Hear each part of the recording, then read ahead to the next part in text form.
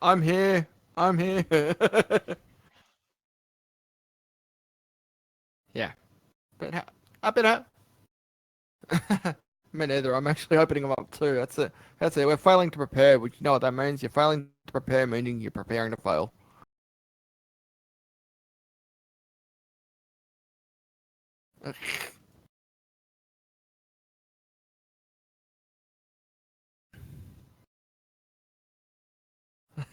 Cool. I get introduced twice today.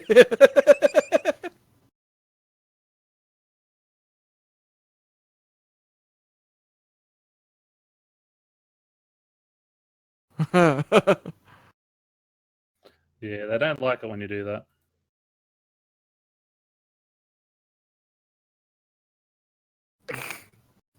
Quote unquote accidental. I like that.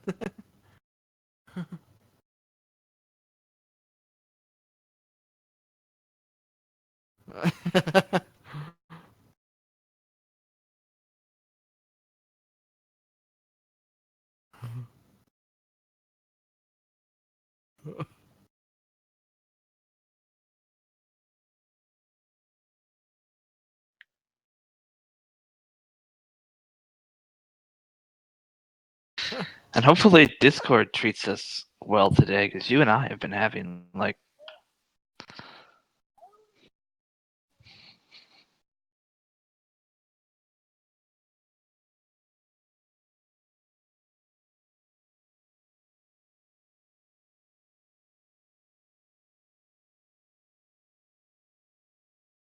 Damn those long distance relationships.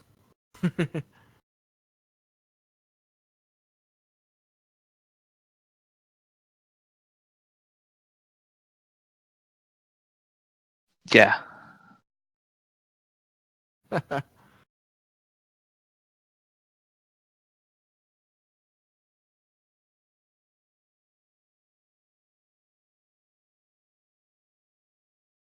And it's about 12 hour. It's about 12 hours if you want to come over to here, mate, and that's by a plane.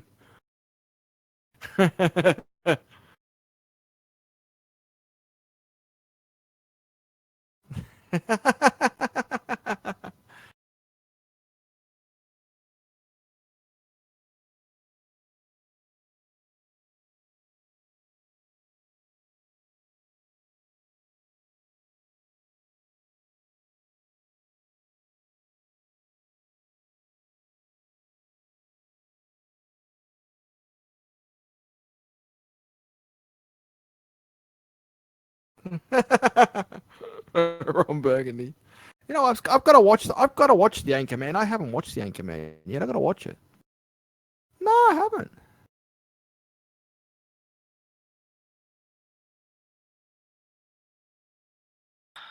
Uh,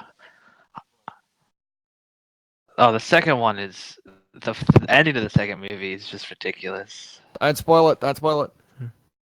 I haven't even I seen the don't first even one know yet. how I would spoil it for you. It just like there is no way to spoil the end of that movie. It's just no.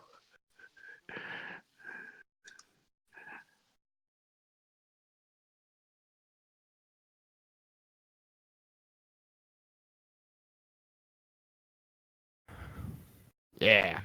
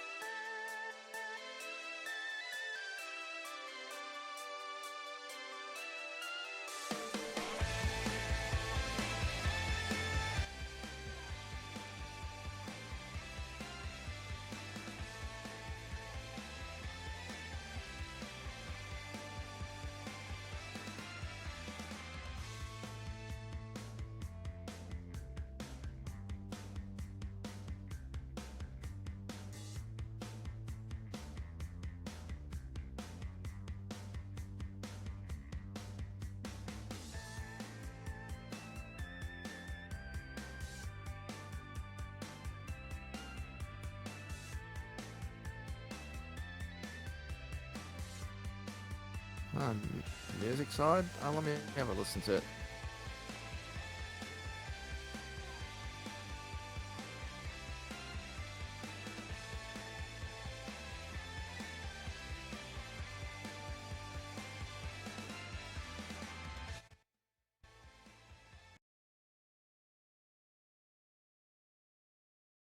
No, I can't hear you either. Weird.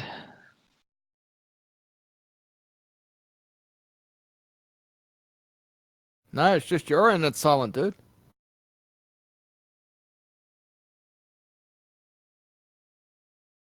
I bet he muted himself on XSplit.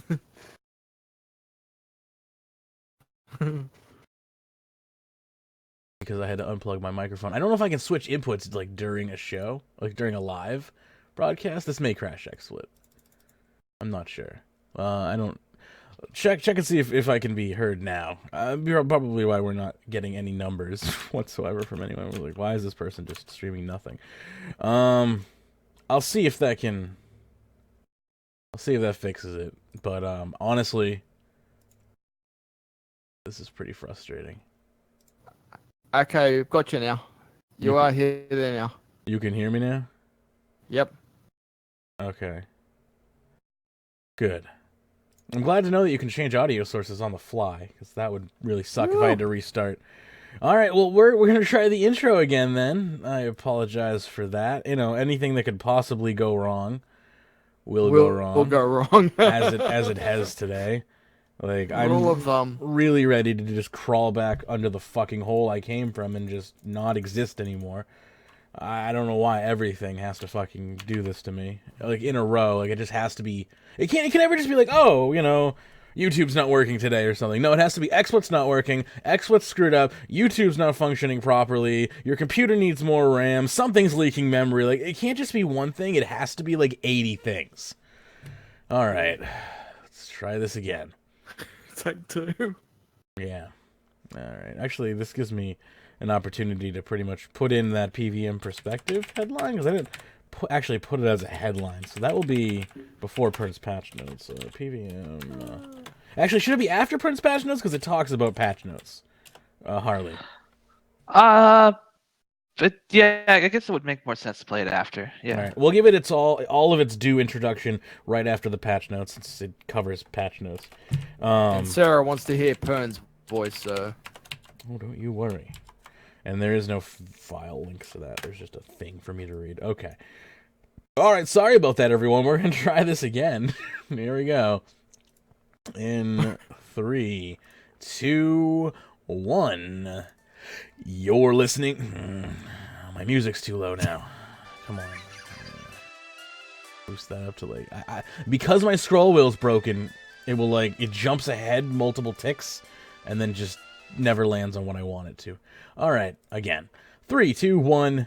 You're listening to RuneScape Weekly for 3/17/2017. I'm your host, Magebit, with over 15 years of RuneScape experience. Joining me today is Dxthelb, Pernasius, and Harley. And on today's show, Pernasius' patch notes for the 13th of March, PVM Perspective, Eastern Lands Expansion by Avernic, Party Hats reach record prices, suggestions for the rare market, are party hats as high as the forums say, Platinum GE, alternate rare solution, my journey is now over, the I don't care mentality, madness, the whole game is madness, goodbye, your weekly I was scammed and now I'm quitting thread. Thank you for tuning into this edition of RuneScape Weekly, and enjoy the show. Welcome back for your Friday edition of RuneScape Weekly, like attempt number 800, so thank you if you're still here, and if you're listening to the pre-recorded version of this, you either skipped ahead of all the bullshit, or you are listening to the edited version of the show, and for that, you are probably thanking yourself right now. We are back, though, and yeah, that's all I have to say right now, is, DX has been through the thick and the thin with me this morning. Hi, DX. How you doing? Top of the morning to you lads on this St. Patrick's Day. Yeah, indeed. I could sure use a drink. That's for sure. We got Pern here as well. How you doing, Pern? Yeah, not too bad, thank you. Good to have you. And Harley. How you doing, Harley? I'm doing well. Excited that we got everything working and can do a show. I know it's been XSplit has been an asshole the past few days. Super has. It has made my life a living hell. And I honestly don't know if it's XSplit or me, but it's problems and it's really making my life difficult. But we're here. We're gonna do a show. We got a decent lineup here to blow through. Forgive me if I'm a little defeated at this point. I'll try to regain my momentum here, but life has just really got me down. Why don't we quickly possibly go into some PSAs here so I can just take a breather here and just maybe beat my head against the wall. I'll mute myself, beat my head against the wall while DX reads some PSAs. Go for it, DX. Alright, Mod Ramen has actually moved from QA to content developer. Mod Stu has moved to the growth team, according to you. You don't want me to do the PSAs in an Irish accent. Unless you want me to, mate. Do you want me to try it? Do whatever you want, man.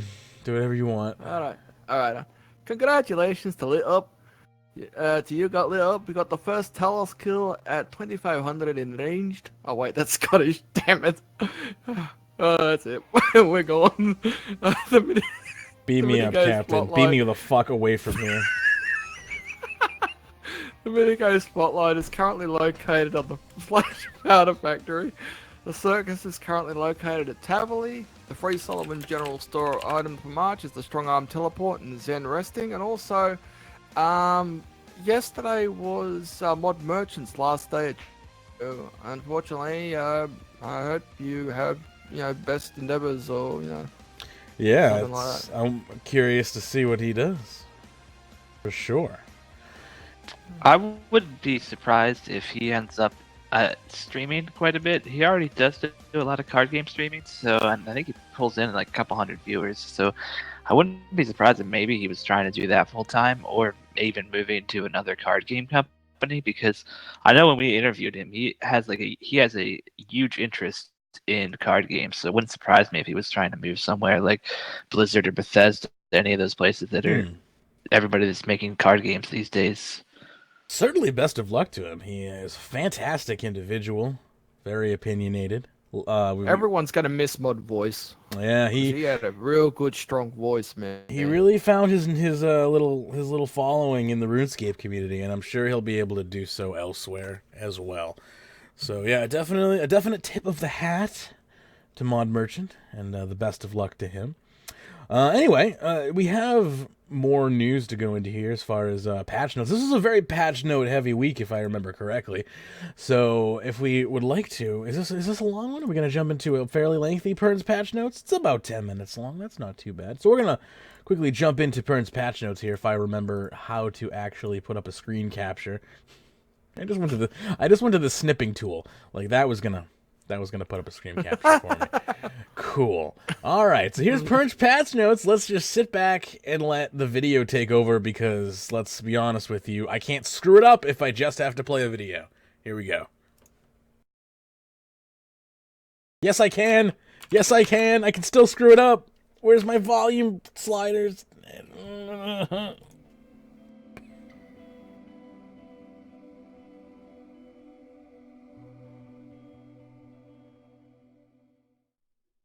G'day everybody, it is Panasius back again for your news and game updates for the 13th of March 2017.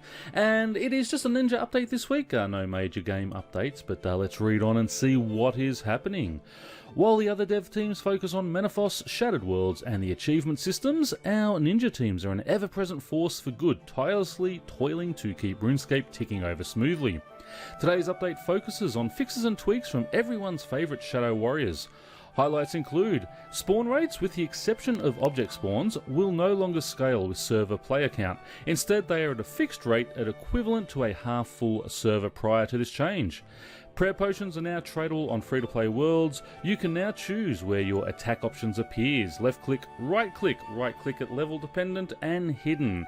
Probably one of the best updates that the ninjas have got this week, especially for people who do thieving. You want to pickpocket someone, you don't have to attack anymore. Just set it to right-click and your left-click option will continue to pickpocket. So a very good one there. Clues, which require no equipment, can now be completed with auras equipped. Keybinds have been added to the interface when building furniture in your player-owned house. Another fantastic one for all you constructors out there who want to get to 99 or 120 or even max out at 200. Name release starts on the 13th of March. Don't forget the name release kicks off today. RuneScape members, you could claim that name you've been waiting for. Unfortunately for everyone out there, Honey Thighs has gone. Mod Osborne has tried to snipe that one already. Be sure to follow us on Facebook, Twitter, Reddit and the RuneScape forums for notifications of new letters being released. And apparently they are doing a letter a day. So first day will be A, then B, etc, right down to Z. Live streams this week on Friday the 17th of March at 2100 GameTime, a community update with Mod Shauny, and on Sunday the 19th of March at 7pm GameTime, PVM with Mod Lee. Get your daily dose of PVM goodness with Mod Lee, don't miss it. Now let's head over to the patch notes, and this week's patch notes come courtesy of Mod Shauny. Remember, should you encounter any gameplay bugs or graphical glitches, report them. So first up, our graphical updates. Move the rare tree map icons to match the new positions of yew trees near the Lumbridge crater. Fix the force walk tile in the updated Lumbridge crater. Tiers 1 to 3 of the loved up loop beam have been increased in size. That is good because it was tiny when that first came out. Sea Singer Umi's reward chest has been removed from Port Sarim. Players will now consistently face the correct way when crossing stepping stones in Taverley. Onto skills, D&Ds and minigames. Players now only need to click on a Clan Citadel loom once, continuing to weave automatically until there is no thread to weave. Hooray! That is one of the most frustrating ones in the clan. You've got to sort of click each one 5 times to finish it. Now it'll just do it automatically, sort of working like the other skill areas in the Clan Citadel. So very good update there. Thank you, ninjas. A timber bar has been added when using Crystallize to show the duration of the spell. Players are now able to check when they're next eligible to force a Slayer task with a Slayer mask. This can be done via the check kills option on a mask with a 3-day cooldown. So that is good as well, because if you sort of did get your days wrong and you went and tried to get one, it would just automatically give you another one. It wouldn't actually give you a warning that you haven't actually done that yet. Okay, added a configure option to portable braziers, portable crafters and portable fletchers. Remove the check duration option on a portable skilling location, moving the information to the examine option. The invention skill guide now lists the level unlocks instead of 3 question marks when the level requirement are not yet met. It is no longer possible to destroy augmented items by dragging them from the worn interface. That is another good one. Adding a bloodweed to a vial of water now awards XP when wearing the factory outfit. Tweak some information for the elite woodcutting outfits to better explain what variants of the outfit it can be combined with. Fixed a typo when building a mahogany armor case. Remove the second full stop from the message received when receiving a skilling pet with a full backpack. Players can no longer cast alchemy or disassemble baby ice fiends from the Perils of Ice Mountain quest. So all you sociopaths out there, you can't kill baby ice fiends anymore. Logging out in a bounty hunter safe zone once again runs the countdown to the penalty timer. The correct ore name will now appear when using skill chompers while mining. Unlocking the Drek Jad via the Spotlight store as the final requirement for the insane final boss title will now send the relevant broadcast, and players with a certain layout in their player-owned house can once again enter without disconnecting. Onto quest challenges and achievements. Players with keepsake versions of the Varrock armor can now continue to claim the rewards for higher task sets from the relevant NPCs. Fixed a typo in a message received upon completing hard mode Nomad. Corrected a reference to the Ranger skill in the Animal Magnetism quest journal. Other. Added and updated various audio assets in West Ardoin, the Underground Pass and Isavdar, sorry about that. Combined the Twin Furies Adventurer log entries into one per fight. The golden final boss title is once again visible on the titles interface if all requirements are met. Araxi will no longer rarely instantly kill herself on spawning. I've never actually got that one. That would have been a good one as long as she dropped her loot at the same time. Updated the combat stats on the Lunar Helm E and the charge variants to match the regular Lunar Helm. Updated the combat stats on the Lunar Ring I. Fixed a number of typos on various combat ability tooltips. Fixed multiple incorrect spellings of receive. Yes, it's I before E except after C. Corrupt minions and volcanic minions no longer have their abilities mixed up on the Telos entry on the beast tabs. added an Enraged Editions section to the Tell Us section on the Beast tabs, corrected a couple of cases of the architect's name Lidilia being spelled on Waco, corrected where to wield for the Linz's hammer variants. The ribbon interface in Legacy Skin mode will now correctly use disabled variants of the icons when relevant. Audio has been added to pouring tea to and from the tea flask and when drinking from the tea flask. Players can no longer enter a next AOD fight that is in progress, and aggression potions no longer affect Blood Reavers. The Blood Reavers are also in the AOD fight, so remember that. You can't use aggression potions to drag them over to you now. Last week's hotfixes. The Master Quest Cape check for The Last Rider's book is now also set when reading the book for players that obtain the book from a solo kill. Overrode the final boss entry on the titles interface to activate the golden variant if requirements have been met. Players can now claim a golden soul cape if they have the red soul cape stored in their player-owned house, and using springs without a spring cleaner in the backpack will no longer cause the players to disconnect. And finally, our ninja fixes, and there's some really good ones in here this week. Prayer potions are now tradable in free-to-play worlds. Added some keybinds to the interface when building furniture in a player-owned house. As we said before, players can now choose where their attack options should appear. Emote clues, which require no items equipped, will now ignore auras. Players can now check when their account was created and the amount of time spent playing at hands in Lumbridge. This is another good one. It is now possible to create an attuned crystal teleport seed with unlimited charges. It will cost 400 harmonic dust. And the non-attuned crystal teleport seeds now have 8 charges, up from 3. The price to recharge the non-attuned crystal teleport seeds has been increased slightly to compensate. Several texts, including the Tale of Scorpius, Times of Lathis, and the Varrock Museum display cases, have been modified to improve the accuracy of early Kandaren history records, thanks to FS We1/Lord Drakan for exhaustive research and citing references. Spawn rates, with the exception of object spawns, again no longer scale with server player count, we mentioned that one earlier. Bombardment damage in the Final Destination mini-quest's Harbinger sequence is now calculated from the number of Cyclops cannoneers currently operating the cannons, making this more lenient for players who couldn't kill them fast enough. Several Arc mini-quest NPCs no longer give compact XP when killed, and bats and animated pickaxes within Demonheim now have larger click areas. And that is your game updates and patch notes for the 13th of March 2017. Hope everyone found something there that they like. In the meantime, happy RuneScaping, and I'll see you all next week. Awesome job by Pernasius, as always. Good stuff, Pern. Appreciate the patch notes. Good rundown. So, there's something I need to clear up beforehand. Okay. I'll go first because I know what Pern's going to say, so I'll go first. You have to have at least a level of at least 250 in order to get one of the new names, okay? And also, Jagex is monitoring people who are wanting to try and hoard the names, okay? So if you do try and hoard the names, you're going to get banned. Yeah, don't do that, for sure. What were you going to say, Pern? I was just to say, for all the people who aren't in the live chat, that was 4,000 harmonic dust, not Yes. 400, as I said in there. It's yeah.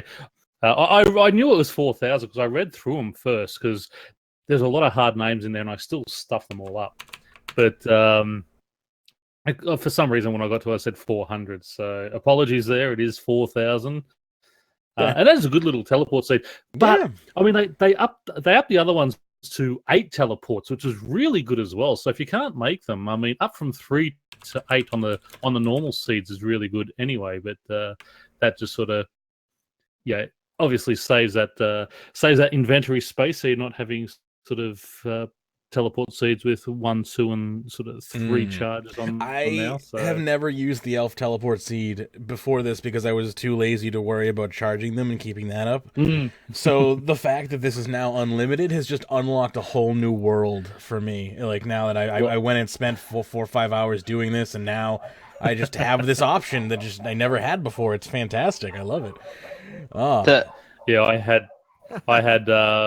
I had 60 of the teleport seeds done because I just went one day and just killed a whole bunch of elves. The same way I just hated having to charge every 3. So I thought, just get 60, bang, have them all charged and just use them. So they all got broken down for crystal parts. Fair enough. I mean, crystal parts and I are do great. apologize for those dogs in the background. It's okay. I was just gonna ask you, like, hey, you may want to go throw some meat out there. It sounds like they're coming for you. They sounded pretty. They sounded pretty serious. The neighbours are in the backyard. Yeah, the neighbours are in the backyard carrying on again. So. Welcome to Runescape Weekly. Harley, were you gonna interject there? The Toon Crystal Teleport seed is definitely useful for everybody, but I'd say it's super useful for people who aren't maxed a lot too, because it makes it way easier to get to the max skilled garden. So using the skilling portals that are there is, it doesn't take like 30 seconds to get there now. It's like 5-10 seconds. It's a big time saver for people who are using those skilling portals. It makes them much more useful, I think. Yeah, I didn't even think of it from that perspective, but you're totally right. Take care, Kokopoo. Have a good day at work. Yeah, for sure. Real quick, I just want to drop a PSA in there. We had a pretty hectic start that led me to miss out on our major sponsor, Rune Group. RuneGroup.uk, of course, is pretty much sponsoring our Facebook side of things. I'll get something right on today's show, I promise you. Eventually, they're sponsoring our Facebook side of things. Thank you very much to RuneGroup.uk. Over 25,000 active Facebook members. If you want to scape up your Facebook feed, check them out at RuneGroup.uk, and of course, check out their Discord channel as well for voice chat as well as text chat. So there you go, RuneGroup.uk. Anyway. There's a few more patch notes that I wanted to talk about. Go for it. The Clan Citadel Loom is a amazing update. It's basically made the Loom the most AFK thing in the Citadel. It took it from least AFK to most, because now it's a good 30 seconds between clicks for that, and it is fantastic XP. So that's a lovely update. Yes, it's really nice considering how annoying the Loom has been. Always in comparison to other, plots up here, the Loom has always been, in my opinion, unfairly click intensive, and I think that was originally to kind of make people work for the free crafting XP, but I don't really feel like it fits into the way skillers train these days for the most part. It offers nothing as far as like interactivity goes. It's just, hey, do you want repetitive stress injury? Okay, here you go. There's no interesting like mechanics about it, like we've talked about with the mining and smithing upgrade. It's just mashing buttons. That's not fun.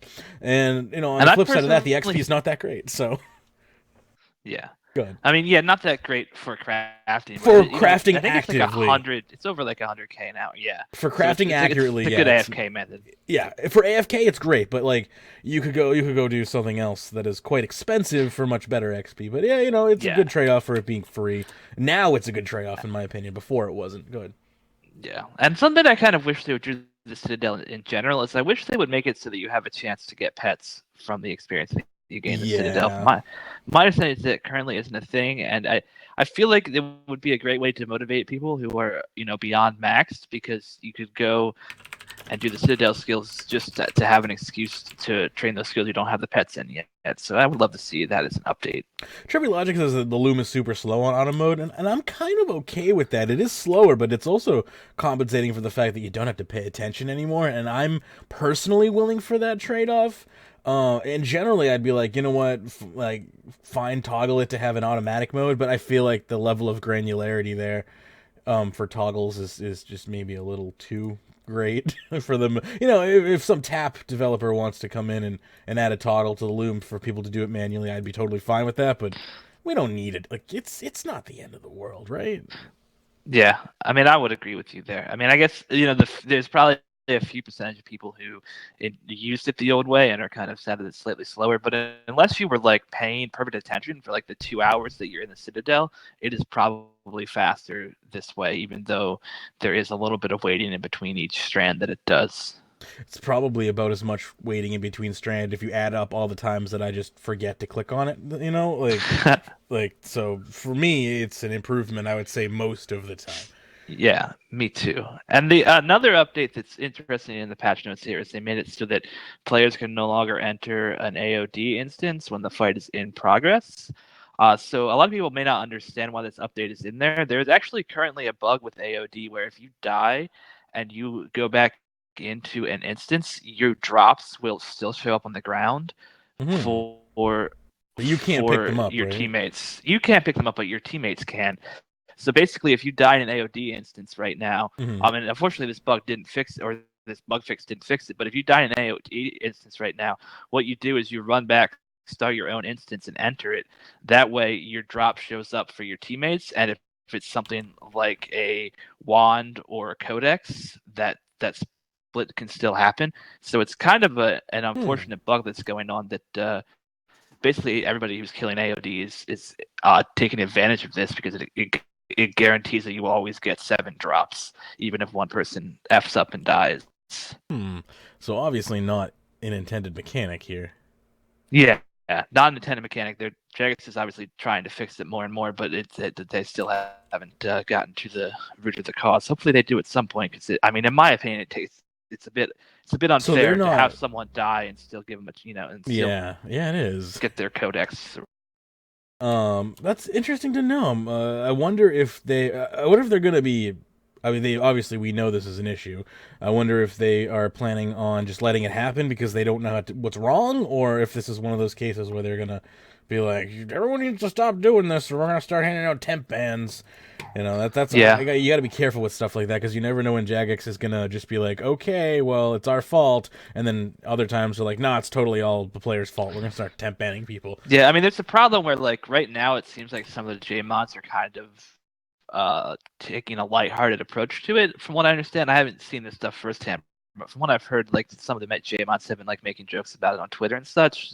But of course, it doesn't mean that Jagex officially won't come rolling down. But if and like I said, the information is not personally verified for me. It's just what I've heard from other people as to what J mods are saying. But in my opinion, this is a pretty big bug. I mean, they banned people last year for that treasure hunter bug where you could sell stuff in the general store, and I still maintain that, like, innocent people could have gotten caught up in that, because, like, I had no idea until that bug happened that you couldn't sell treasure hunters, or that it was like a design part of treasure hunter to never have stuff The only way I think I sellable would in have general fallen for that stores. is if I had been playing for the game less than a month. Like, I can understand it in that scenario, but if you understand how the shop system works and whatnot, I feel like you should know that that's just not intended. But either way, like I said, I'm sure there was definitely the possibility for innocents to get caught up and stuff like that. So I'm glad to see that they've just been like, hey, we're just not going to allow these to be sellable anymore, and we'll take a different route. Yeah, I mean, that's completely okay. I'm just more comparing it to, like, this bug where they seem to be going lighthearted.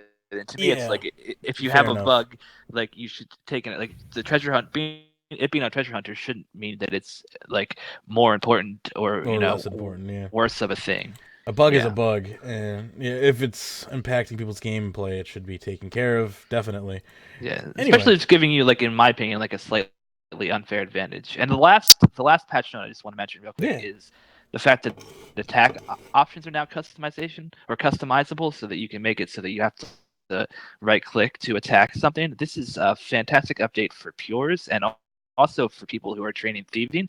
It makes it so that thieving is now one-click training even at lower levels, because it will become the first thing. If you make attack left click, it'll become the first option on the whatever NPC you're training on, which is fantastic.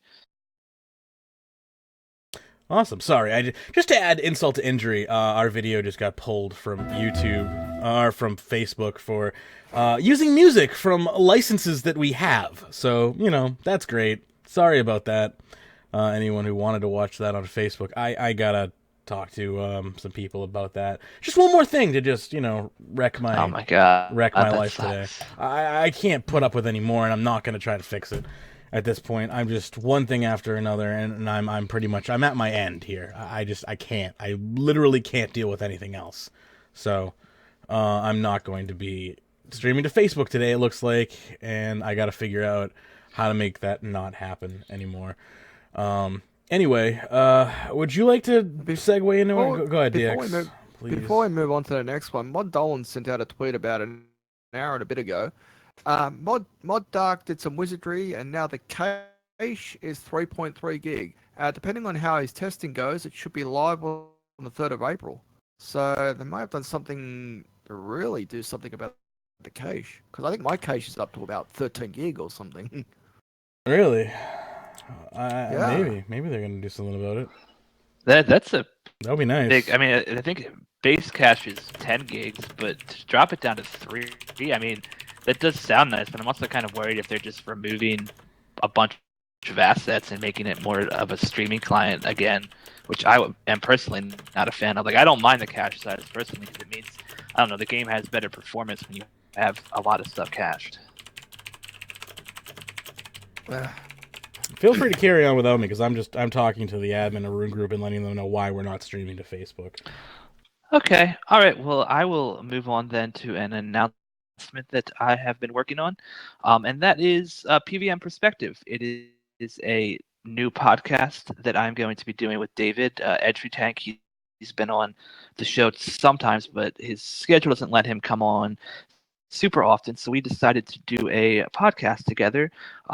Once we're done talking here, there's going to be a little kind of quick cast, is what we're calling it, of basically the PVM updates that are in the patch notes every week. If there's something important, we're going to cover that. So after this, we'll be playing a quick little 5-minute segment that'll kind of cover the PVM part of the patch notes, since he has a lot of expertise there. But also, along with this, we're going to be launching a fundraiser. So to kind of explain the back history here, Mage's old laptop, which I can't even think of the exact model right, but it's a gaming laptop, and we're going to be having a fundraiser basically to see if we can raise enough so that he will basically then give it to me if we can reach these fundraiser goals, and that way I will have a better laptop for recording on and streaming RuneScape 3 on, because the laptop has much better performance than my old MacBook does. So I'm going to just real quick go over the fundraiser here and the goals.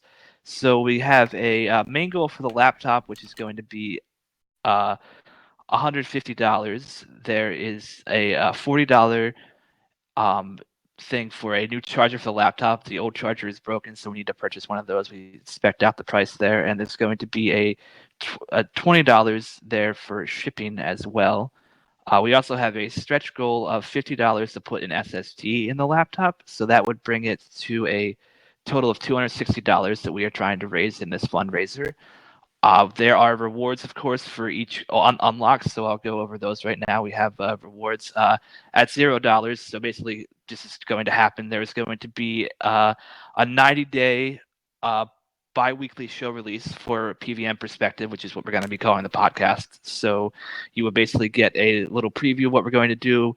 We're going to, we want to make some episodes anyway, so we're going to put those out. We're going to do it bi-weekly because the show is going to be heavily edited by me, is kind of the plan. I want to edit it as much as possible, cut out the weird bits of the podcast that might have weird sound, hopefully be able to equalize our tracks better. My plan is to do, at some point, once I learn how to do it, to do multi-track recording. That way I can equalize David and I separately, get a really good sound, and get it out there to you all. These podcasts are also going to have a lot of heavy research in them, which is kind of part of what's going on. Is David, like, our first podcast is about 120 Slayer, and David has put a ton of research into figuring out the best methods for 120 Slayer and things like that. So a lot of our time will also be spent doing research. At the $50 goal unlock, I will be doing a quest stream. So basically, the first $50 we raise, I will stream a quest. I will let it somewhat up to the audience to decide. I mean, if people say Recipe for Disaster, I don't know if I'm going to want to stream that whole quest, because that's a hell quest, but it'll be an hour or two long quest that we'll do a live stream on. If we do short quests, I'll do more than one, but it'll be a good fun stream. At $100, there's a goal where I will stream 2 quests. That is, of course, on top of the $50 goal, so that would be 3 quests total. I would guess that I would have streamed the first quest by then, but anyway, if we get to $100, there would be 2 quests streamed. At $150, there would be a bi-weekly PVM Perspective for 2 seasons. That is 6 months. And so that would just be, basically, it would just continue the show's life from what the initial plan is. Although, we may run it more than 6 months, depending on how David and I's time goes, how we feel like the show is going, things like that, too. This is just a guarantee of at least 6 months of time for this show. At $210, there will be a weekly RuneScape stream from me for 6 months, and this has a little caveat of internet stability permitting me to do so, because sometimes I'm on Comcast. As I remember when Magebit was on Comcast, he would just randomly have issues. So as long as I'm not having an issue that week with Comcast, I will be doing a weekly stream. This will probably be skilling. It'll definitely be a lot of PVM in there. Hopefully I'll get good enough at racks that I can do some rack streams. We can do suggestions from people who donated, or from people who just hang out in the streams. So this will get you a weekly stream from me for at least 6 months. I kind of plan to do more than this as well, but I'm not going to set those as a goal because I want to all these goals to be attainable by me. So, they're set in such a way that, this stuff is guaranteed. It's not going to take too much of my time. The $210 goal, of course, which comes at, is the goal that basically gets the laptop shipped to me because it gets the laptop, the charger, and the shipping costs covered. So that's why this goal has the stream set, because I don't want to be streaming on my old laptop because it's kind of hard for me to stream on the MacBook Pro, as people who have watched my streams have probably seen. And the final goal, to reach the whole total with the stretch goal, the $260 goal, you will get a weekly PVM perspective for 2 seasons. So that means instead of getting the bi-weekly episodes, you'll get one a week for 6 months, potentially more, depending how the show goes. Like I said earlier, this comes with a small caveat too of if we reach this goal really quick, I'm going to need a little bit of lead up time, because my plan is to have a few shows already fully edited and produced so that I have more time to edit each show that as it comes out, basically. So I'm not have to spend 10 hours in 2-day period trying to edit the show. I can spread that out over a couple weeks. But yeah, so that is the announcement. I hope you are all as excited as I am. We have episode 1 recorded. I am currently working on editing it, and it went super well. We spent about an hour and a half, and we only got halfway through the topic, so there's going to be a 2-parter to our 120 Slayer guide. But I think you all enjoy it. Basically, the 120 Slayer guide is just to say how to get 120 Slayer before Menopause is here, basically. So if people are thinking about getting 120 Slayer, there is still time, and we're going to go through every method that you could possibly use. High XP per hour methods, AFK methods, money making methods. All those are going to be covered in the show, and it's been quite fun to work on with David, and I'm looking forward to doing more. Heck yeah, I'm excited. So what we have here is a miniature version, if I'm to understand correctly. This is 6 minutes long. This is a PvM perspective quick cast.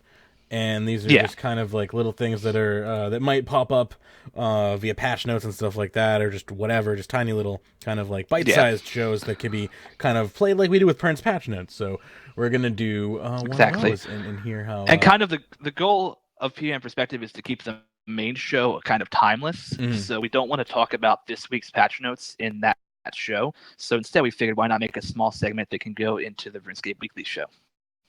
Yeah, I like that a lot. So, the PvM perspective pretty much is as long as they don't drastically change combat, becomes basically just your go-to kind of audio guide, so you can kind of listen along while you're doing whatever you do. And then you have the little quick casts, which are more timely, then are played on the show and have to do kind of get a little more in-depth information on exactly what is being said in Pern's patch notes per se, or things like that, which is pretty cool. I like that a lot.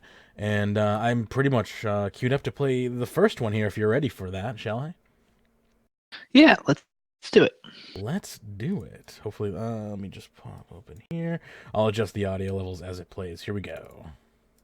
Welcome to a PvM Perspective Quickcast. This is going to be a little subsidiary podcast that we do with David and I from the PvM Perspective podcast. It's going to be just a quick thing that talks about the changes that happened this week in relation to PvM. This week we're going to be covering the patch notes for the week of 3/13/2017. Really all we have to talk about is AOD changes, but before we get into that, I guess I should introduce my other host, David. How are you doing today, David? Hey, I'm doing well, thanks, Harley. How are you? I'm doing fantastic. So, you said you wanted to talk about the AOD changes that we saw come down in the patch notes this week, so what did you have to say? Yeah, so essentially one of the most significant components to the most recently developed AOD strategy has been removed. So aggression potions were used to make it so you didn't have to attack Blood Reavers. Essentially during the first phase of the fight, next will spawn Blood Reavers in 3 different corners. If the Blood Reavers reached next, they sort of just walked towards her slowly. She would sacrifice them, both healing herself and doing significant amounts of damage to everyone on the team. Initially, everyone would bring stunning abilities or ice spells to stun them and kill them with bleeds, and even thresholds to get them down as soon as possible. It was discovered pretty quickly that if you just used aggression potions, the Reavers would aggro onto players and not actually go towards necks, allowing you to functionally ignore them entirely. This was extremely beneficial because obviously the more time spent doing DPS on Blood Reavers, the less time was spent doing DPS on necks, and would allow you to do so much damage in some instances if your team was quite good that you could skip entire sets of mechanics. It appears that Jagex felt that this was a little bit overpowered, made kill times too quick, made things too easy, etc. And you can no longer use aggression potions on Blood Reavers. It was interesting because the first time I did AOD after this patch note, I hadn't read the patch notes yet, and the entire team died or signed straight off because we ignored Blood Reavers as normal and people weren't really paying attention, and then we all realized our aggression potions weren't working and had to kind of panic in order to save the kill. So yeah, basically now you have to go back to killing Blood Reavers as normal, and I mean, basically it's just a overall DPS loss and increase to the length of the fight. And yeah, I don't have a huge issue with it. It's just something that was kind of interesting and niche that aggression potions were useful for, and now they are no longer useful for that. it sounds. I mean, to me, it sounds kind of. It sounds like a fair nerf. Like it sounds similar to what Walking did to bosses, where it it was a niche thing, but it would allow you to skip like full phases. Like phase 1 racks, basically just walk the boss, have no spiders spawn, even if you're not good enough to DPS racks super quick. So I think it's a fair change. I'm sure it's something that sucks to miss though once you get used to it. Any nerf that comes in, it's hard to lose. Yeah, it totally sucks. I think that the reason people don't like it is less because of aggression potions and their utility specifically, but because when Angel of Death was released, and Telos was similar to this too, there were so many different obscure items that were in fact useful at those bosses. So weapon poison gained an extremely good utility at Telos, in addition to Dread Nips and other stunning abilities. At AOD, you had the Ascension Mines, or Dominion Mines, basically the ones you buy for GP from Dominion Tower, which gained a lot of use, and then people figured out how to use aggression potions. And the thought was that all of these items that were either obscure or had been in the game for years but never actually had a utility, or were recently nerfed but were now useful somewhere, are now functionally removed entirely. And so the frustration is that a lot of people thought it was kind of cool that you could use some of these more obscure items, albeit at a relatively high cost. Like aggression potions are pretty expensive, and basically everyone's drinking a dose of aggression potion just to save what might amount to 30 to 45 seconds on a kill time. And I think people kind of like that versatility and like using niche items like that, but it's okay. It's overall not a huge deal, and if your DPS is good enough, it still won't really matter. But it allowed people to get much faster kill times, especially with teams that were a little bit less experienced. Yeah, I mean, I can understand like in some of the niche things too. I mean, I think there definitely should be some that taken into account. I'm speaking more to the aggro pot one specifically here, where I feel like it seems very fair to remove that from the possibility, just because it changes a mechanic that obviously wasn't intended to be altered in that way, because it lets you ignore an entire mechanic of a boss because you just have the aggro on you. But right, yeah, I can understand. I mean, like I said, any nerf that comes when you're used to using that tactic, it hurts. So I can understand the pain about it. But yeah, unless you have anything else to say, I think that wraps up this quick cast. Nope, that was pretty much it. Aggression potions are no more at. All right, awesome. Well, thanks everybody for listening, and we'll throw you back to the main Runescape Weekly show. Awesome. Good pilot episode there. That was fun. I'm really looking forward to that being a regular thing. I absolutely love that music. What music is playing? I love it. Yeah. I was wondering how people would notice that. That is the Insect Queen theme, which is, of course, from the Cow Fight Queen, which, as people who have listened to the show for a long time would know, was the first boss that I farmed in RuneScape back in like 2005 to 2007. So I figured I'd have to, throw in a reference to that since it's a bossing related show. Bloody beautiful. It works so well for that. It works really well for a talk show. Hang on, wait a minute. This is a talk show. Yeah, and the 120 episode part 1, I forget if I said this or not, but the 120 Slayer episode part 1 will be coming out this Thursday, so you can look forward to that. Thursday will be our release dates for the show, so if you want to get even more of a preview before you decide to donate to the fundraiser, you can hear that this coming Thursday. And we'll also get a news post up on the Rune Week site of the fundraiser goals and everything that way, in case you can't remember everything I said here. It'll be summed up on the website too. Indeed. And if you go to tip.runeweek.com, you can track to see what's been donated so far. So again, that's tip.runeweek.com, and you can track the little tracker up there. It will show X of X, depending on, or X of 260. So that's live now, and you can feel free to donate if that project sounds interesting to you, or you can wait until the 23rd of this month to hear episode 1 and make your decision then. But I super am looking forward to that. So awesome. Good stuff. Awesome to finally have another project going in tandem with RuneScape Weekly once again. Anyway, anything else you want to bring up on that, or shall we move along to our docket for today? Ready to move along, I think, yeah. Cool. So we're going to jump back into the skull design document by Avernic and friends and resume where I think we left off. And we're just going to plow through this here. Picking up with, I think, Hugh G. I don't know if we did Hugh G or not, but just for posterity's sake, I will cover Hugh G and we'll just go on from there. So this is Hugh G. Hugh G has become a haven for sea orphans in the Wushenko Islands. Yeah, I think we have. They're the friendliest island, towards the players in the region. So we did that. Let's pick up with Shipwreck Salvage. I don't remember if we did this one or not. This looks mildly interesting, although I'm a little concerned about, again, introducing a minigame-style content into RuneScape. It seems that players don't generally take well to it. But this is Shipwreck Salvage. Well, the Ark is the most successful minigame, so I think it's okay to add more. I mean, I don't understand how we can call the Ark a minigame. It's just a bunch of AFK skilling with some mini quests that are non-repeatable. Well, so that doesn't meet the definition. It's because you earn points. I mean, because chimes are basically the points that you would earn in any other minigame. It just lets you train any skill you want. But I mean, that's kind of the reward shop and unlocks and how you get stuff from the Ark is kind of the minigame part of it to me. I guess if it's a minigame, it's, in my opinion, a badly designed one, because it's no better than dungeoneering, which makes me sad to think of it like that.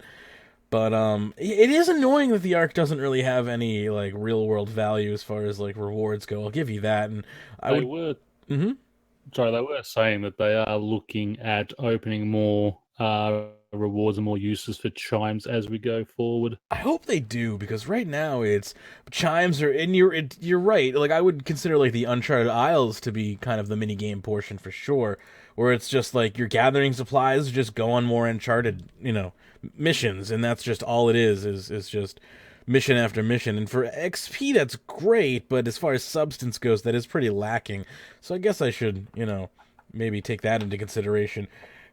But this here is more of a tried and true style minigame, I suppose, than kind of the meta of what Dungeoneering or the Ark in total is. So I don't know. Do you think that it would work on this level where it's now you're talking about a minigame inside of a minigame? That seems a little silly. No. I think it'll only work for a week because there's so many minigames out there already that are dead content. So I reckon it'll only work for a week. Minigames, I think you're being generous giving it a week. Perrin, do you want to interject there, or should I? Mean, I wouldn't sort of class the Ark as a minigame per se, but I mean, minigames themselves, unless you have dynamic rewards where they're constantly changing, or something that really is going to be very useful in game and keep people going back, are pretty much a spent force, I think, in this, in the current era of RuneScape. I mean, people are all about min-maxing and that type of thing. That it's not just there for the fun and going and having enjoyment. That the rewards that they offer just don't hold up into time. That's the problem with, I think, all minigames really is the lack of any meaningful rewards, really. But let me read here and see exactly that. Maybe they've gone and corrected that. We'll see here. So, shipwreck salvage. In the Ark, we got to explore thousands of randomly generated islands, and to keep in line with the theme of exploration, shipwreck salvage offers an additional variation on this. Using the same Uncharted supplies, you will be able to set sail to a shipwreck where you will need to use your skills to navigate the wreck both underwater and above, repair obstacles to move forward, and fend off lingering enemies. As you move through the ship, you will train core skull skills and gain some resources to be sold for chimes, again much like Uncharted Isles. Once you reach the end of a wreck, you will find yourself in a treasure room or captain's quarters where you will find large caches of loot, a particularly good skilling spot or two, some Daldari, the skull region specific currency, great, another specific currency, and occasionally you will even be able to find a decoration or functional item to take you to add to the Sarum's challenge. Shipwreck Salvage should provide a thematic difference from Uncharted Isles and focus on the skills featured in the skull versus those featured in the Ark. I already just don't like the idea of another closed currency, which again makes the whole area feel minigame-like, and I guess that's not what I was looking for in the Ark. Go ahead. Maybe if they had this, you can occasionally find these on an Uncharted Isle as like a little bonus that you can then run through and do it. But to sort of sit there and have it where you're going to go out there, collect it. That would be interesting. You're just going to specifically to go to that, I don't think would hold up over time. And as you said, and another specific currency, big no on that one. Yeah, I'm not a fan of more specific currencies, which make it again more of a closed minigame like infrastructure. I don't like that idea. I mean, did it work okay for the Ark? I don't know. I mean, there sure isn't hell anyone there when I go there, and obviously Uncharted Isles are a whole different thing. So it seems one thing that I have to say that stands out from other systems here is these all seem to be single player minigames akin to like a Flash Powder Factory or a tomb, if you will, like a pyramid plunder. So, I mean, at the very least, these will, I think, be able to stand upon their own and not require any sort of, like, entry for, people to start the game, which I think will probably keep it going. If anything, it probably will not be liked by people who are gonna, probably like it just as much as they liked the, pyramid plunder portion of thieving. So, I don't know if this is exactly going to be loved content, but the fact that it could probably be queued solo, I think, might keep it from being immediately dead. Which is, a mildly positive thing, I suppose. Continuing along here, we also have Assault on Jade Palace.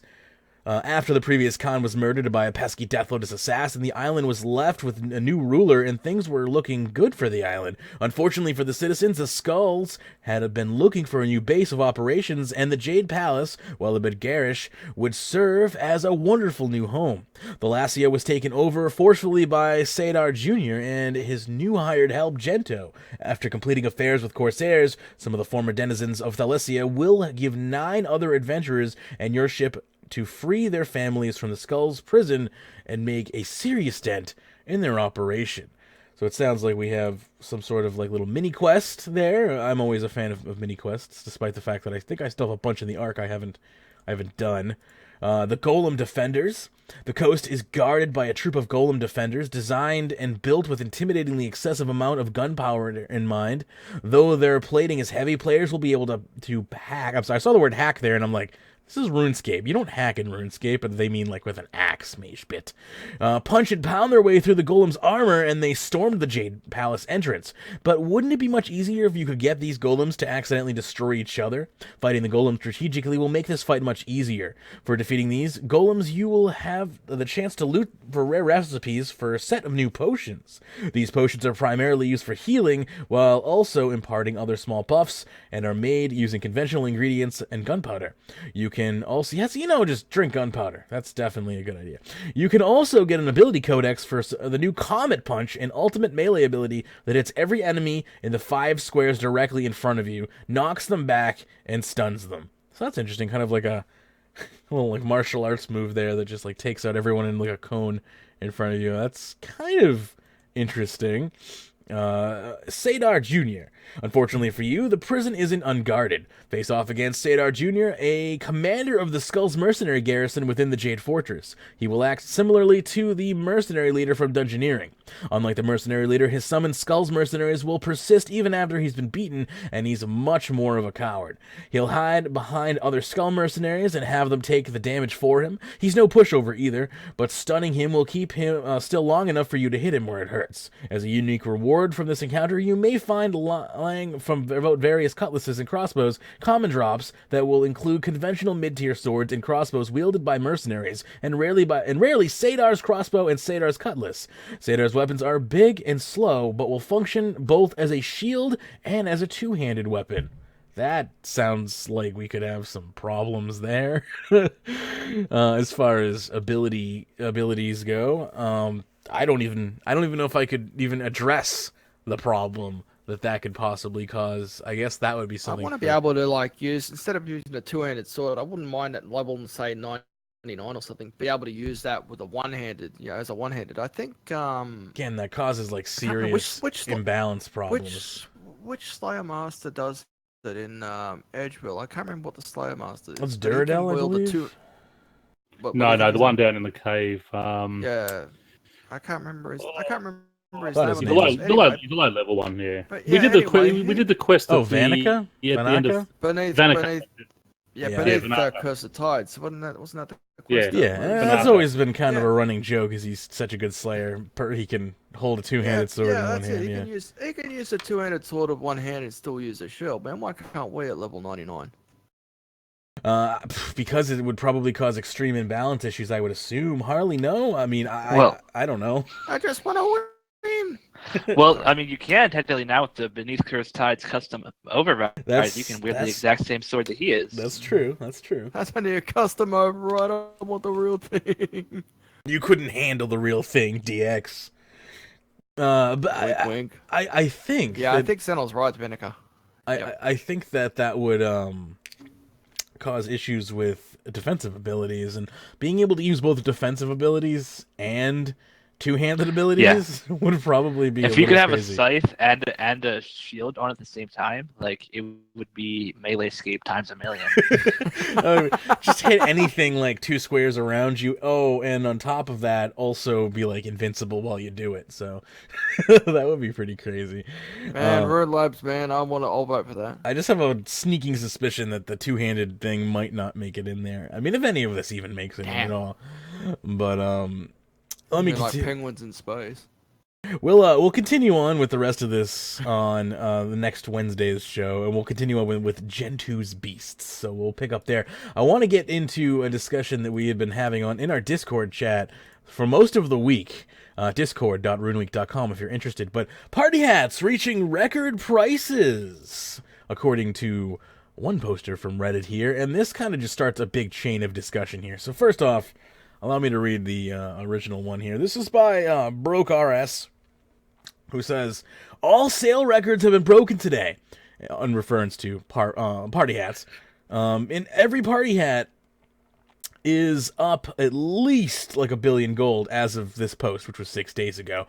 And this is from a particular thread on the RuneScape official forum called Discontinued Item Thread version 41. This has been going on for quite some time, as you can see the status being version 41. But yeah, party hats have increased on average 1 billion each color in the last week due to a monopoly by one clan.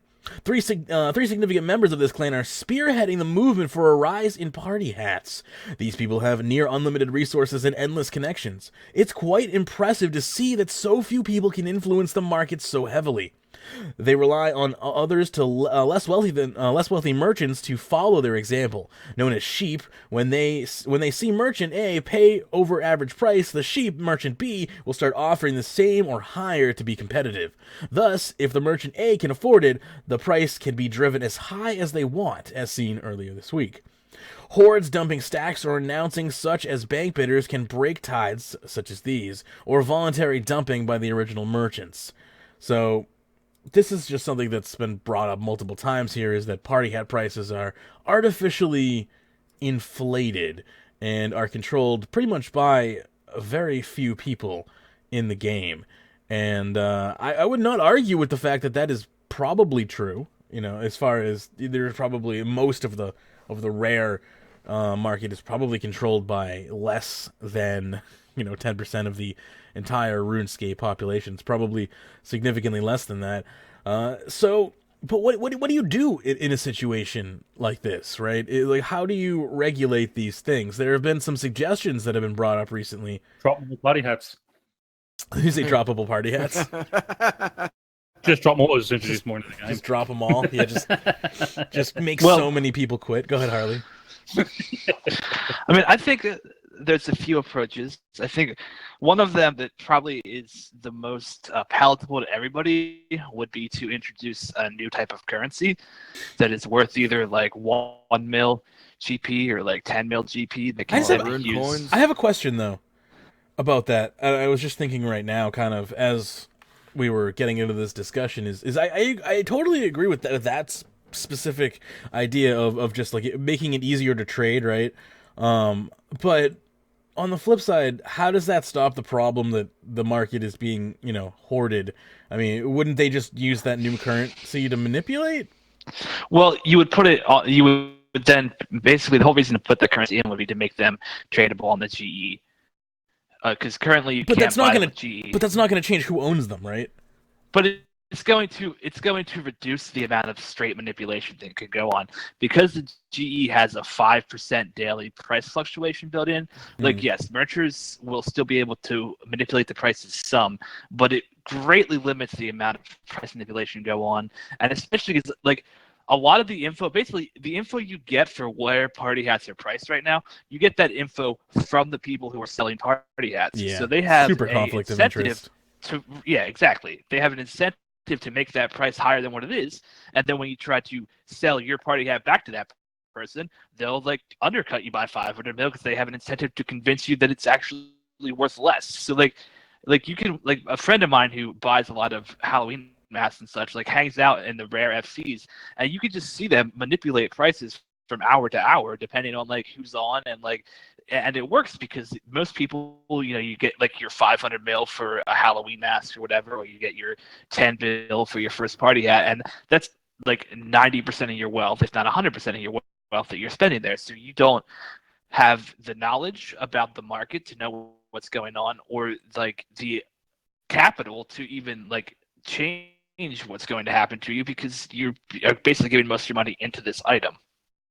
So, basically, with something like a GE and a currency, it would remove a lot of the direct extreme manipulation that could go on. Micro manipulation over time could definitely still be a thing, but it would be lessened. I'm just not convinced that the people who are hoarding these party hats are going to give them up to the GE. They're going to hoard them and keep them off of the market intentionally. Yeah, it's like dyes and blood dyes and shadow dyes and all that type of stuff. They're not sold on the GE, even though they can be. When I got mine, no, well they can be, but when I got mine, I mean, it was selling. I mean, the GE price I think was 270 mil, yet I sold it for 410 mil. That's my concern. Is like when items I was crazy because when I got told I was crazy because I could have got over 500 mil. Yeah, that's what I'm afraid of. Is this still happens, right? There's still items that are just the GE value in no way reflects the actual value of the item, and I'm not talking about max cash stack items. I'm talking about items that are just not traded. They're just rare and not traded on the GE because they're rare, and thusly they are hoarded by people. And I don't know if the GE can actually help with that. And I think that this should still, like, this whole currency system should be put into place, whether or not that it's going to help with the party hat problem or not, because I think it's just a smarter way to trade. People are going to be less likely to get scammed, and people who don't want to deal with private networks don't have to, and they can just toss it onto the Grand Exchange, which will, I think, will alleviate some people's problems. People who maybe just don't want to deal with those systems and are like, I can just use the new currency, I'll just do that instead, so I don't have to deal with some stupid price checking clan. Or they're going to go to the price checking clan, see what the price checking clan person says, and then list their item at that price and not go through the middle person. Maybe even list it like 5% under what they've learned in that chat, just because they don't want to deal with actual people, they just want an automated system. That's my slight hope, is that people are like me and just don't want to deal with other people and like convenience, and will stop using these systems, even though it's going to initially cost them profits to do so, but in the long run will just make things more automated and easy for everyone. I'm hoping that that's the case, but my cynicism doesn't allow me to have much hope for that. I don't know if I think you're right that the high-end merchants would not want to move there, but the thing, if the buyers move there, then the sellers have no choice, right? I hope so. I hope so. I certainly get that where the demand in this type of market where we're dealing with a market, I think it's a seller's market for sure. They control the supply, they control the prices, and they really control if and when they sell it to you. There's not a whole lot of competition. And my fear is because of the lack of competition, is it really is going to be that supply drives the market rather than demand driving the market, which is ass backwards because of the current system we have. Like, in no way should supply ever drive the market. But you see this, this artificial rarity type of deal going on where rares are jacked up way more artificial than they actually are because they're just not being circulated. I mean, I personally think something that Jagex should consider doing with this as well is potentially making it so that rares can only be bought and sold on the GE, which I know would piss off merchers. I would love that. That's probably how you'd have to do that. Yeah. That would be a good way to do. I mean, it's draconian, it's harsh, and it is a market disruptor. But if you want to curb the abuse that's going on, you might have to do something like that and actually introduce a regulation. I'm not saying that that's the answer, but if you actually want to see results, whether it's positive or negative results, I feel like some sort of intervention may be necessary. I do want to quickly read a post. I'm going slightly out of order here, so I apologize for that. But I do want to read this comment from Mod Balance on the issue before I read the suggestion post. So Mod Balance chimes in and says, price checking threads aren't official. They're run by individuals, clans, and friends chats. The prices they post are self-verified in most cases. These same individuals / clans or friends chats aren't impartial. They have a stake in the prices, and so it's their own interest to show a high price if they are holding the item, and a low price if they're looking to buy. There's no way for a player to validate the prices they are charging. The key thing to take away from this is that an item is worth more as much or is worth more or as much as the buyer is willing to pay. That's what they're trying to drive home, and that is truly a 100% capitalistic statement here. So I mean, I will agree with him that, like, in a free economy, yes, if a buyer is willing to go way over market and pay these prices, then that may set the bar higher, and they're going to pay more, and they're going to get it before somebody else is going to get it. But that doesn't necessarily justify the price gouging and, the manipulation that's going on here either. I mean, they're trying to basically take a neutral standpoint here. Go ahead. To me, what a lot of like the top 1% elite rich merchants do is borderline scamming to people, because you sell over, but then 30 seconds later, if that person wanted to sell that party hat back to you and you were buying, I think we see this in the consumer electronics department all the time, especially in gaming, or in physical copies of gaming. It's just like artificial rarity, I think, is a thing that you see a lot in consumer electronics. Is under manufacturing takes place to jack the price up a lot of the times. You'll also see the second you buy this, this $500 electronic, you go to resell it and it's worth like $80, right? Like, you can't resell it to anybody. It's like you just pay this stupid premium just to be the first person or just to be in this exclusive little club. Like, it really kind of feels, to me at least, like rare markets are like big ticket consumer electronic items in real life. And I also feel like it's worth mentioning that we have other items that are near, if not over, max cash at this point. Like the Staff of Siliske, I think, is either close to max cash or over. I can't remember exactly. So it's not even just rare items in the game. I mean, it's not just discontinued rares in the game.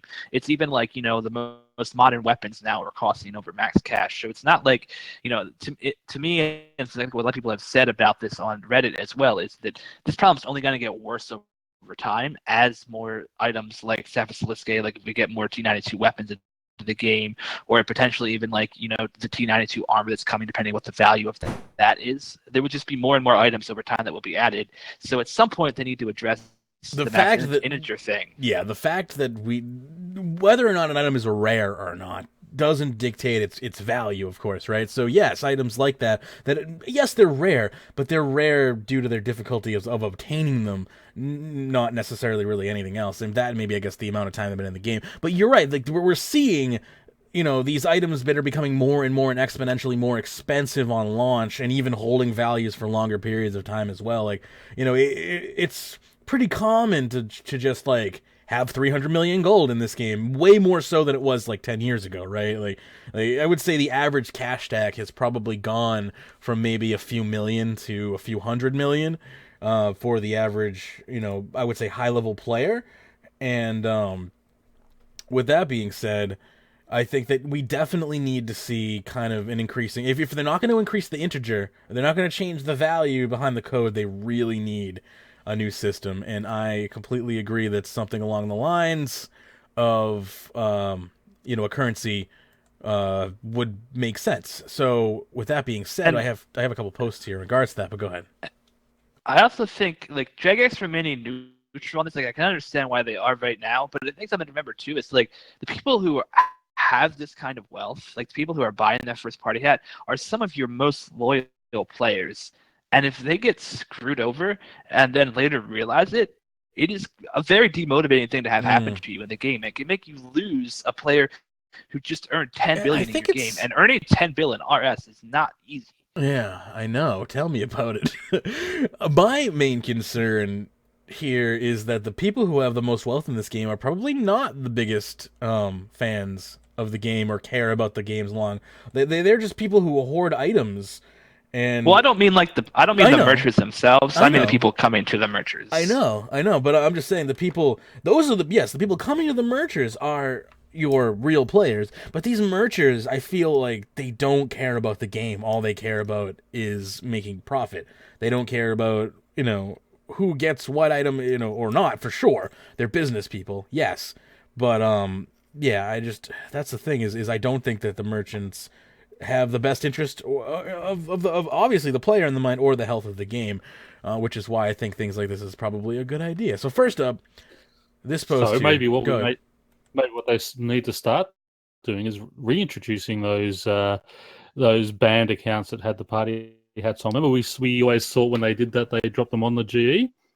Maybe that's what they do need to start doing. If they do have banned accounts with party hats, drop them on the GE and start bringing the price back down. So personally, I'm completely against bank bidders, but I would be all for reintroducing rares into the game. In that way, I would actually be all for like having a Jagex employee who takes the rares, and if there's not like if it was to be in the current system, I would be all for having a Jagex employee who basically merches them and then deletes that gold from the game, because it would be a great gold sink, and like those items weren't created by bots, right? They were bought by bots. Yeah. So like in my opinion, I'm perfectly okay with them being brought back into circulation. And that's it. Bring them back into circulation. You're not creating more. You're just bringing back into circulation those ones that are there. That's a pretty valid point. Yeah. It's not the party hat's fault that it got traded to a cheater, right? No. Yeah. That's fair enough. So let me read a post here by Freedom X20 who says, in view of the recent discussion about party hat prices hitting an all-time high, I suggest introducing a place called the Rares Market. Fundamentally, it would work like the Grand Exchange in regards to how buy and sell works. However, instead of trading using GP, the Rares Market only accepts platinum tokens valued at 1,000 GP each. You can exchange any amount of tokens for GP and vice versa. Go ahead. You want to inject it? Did they say 1K or 1 mil? 1K each is what they're saying. Oh, wow. Here. So I would do way higher than that. Yeah, so it's 1,000 to 1 ratio here. Let me see. Yeah, I would probably go way higher as well. So due to if I can just say there, though, what he's saying there, each token, platinum token, so rather than gold GP, you've got a platinum GP at 1,000 each. When you've got a max cash at 2.147, if you're making that 1,000, that's 2,147 billion then, not 2.147. Why not just future-proof it and make it 2,147 trillion though, and make it 1 million each? That's all I'm saying. And actually, that'd be way more than trillion at that point. But all I'm saying is don't even limit yourselves to billions. Just go. Well, but then EVE I have to say, EVE Online, right? Another chip down. was created pretty, not far after RuneScape in 2004, and their currency system goes into like the freaking trillions easily. So it just seems a little bit silly to not have a currency that's capable of doing that. But either way, even if it was just 1k each, better than nothing. The item to be traded on the rares market would include all discontinued items that are near or above max cash. This would solve the huge problem of buying and selling party hats. Blue party hats, for example, are hard to buy unless you don't mind paying a few hundred mil above the upper limit of the price range on the forums to convince a merchant to sell it to you. Similarly, it's ridiculously hard to sell your blue party hat from personal experience unless you don't mind giving away a few hundred million to the merchants. Basically, merchants always win, so eliminating them just hands down is going to be a benefit to the player either way, right? Like, even if it doesn't completely eliminate the problem, anytime you're buying or selling from the market, you're going to alleviate that middleman tax, which I think is something that they shouldn't have the right to do just because they had money in the first place. And I'm showing my economical side here, but what if each account could only hold one party hat? You know how you have limits on some things, so you can only have one party hat. This is they actually were able something... to limit it with they were able to limit it with your effigies. Yeah, you used to see people with hundreds of effigies, and now you can only have 5. So why not introduce something like that where you can only hold maybe one of each color party hat, but one of each would be okay no more with than that.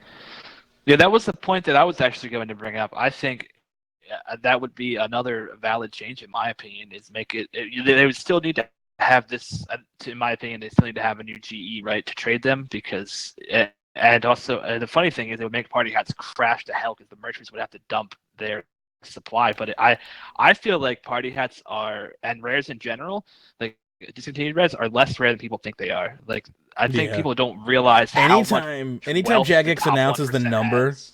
of how many exist, they always drop in price. Yep. Like, that's just a fact. Every time they're like, there's X amount of this item in the game, the only time I've seen that be false is Black Party. It's the Black Party hat, the Black Santa hat, when people thought there were way more than there were, even though they told us how many were in the game, but they were like X amount are all like still active on accounts, and that's when they went into like the billion mark, I believe. But yeah, most of the time, if they're like, oh yeah, by the way, there's like 8,000 party hats in the game, they generally go down in price.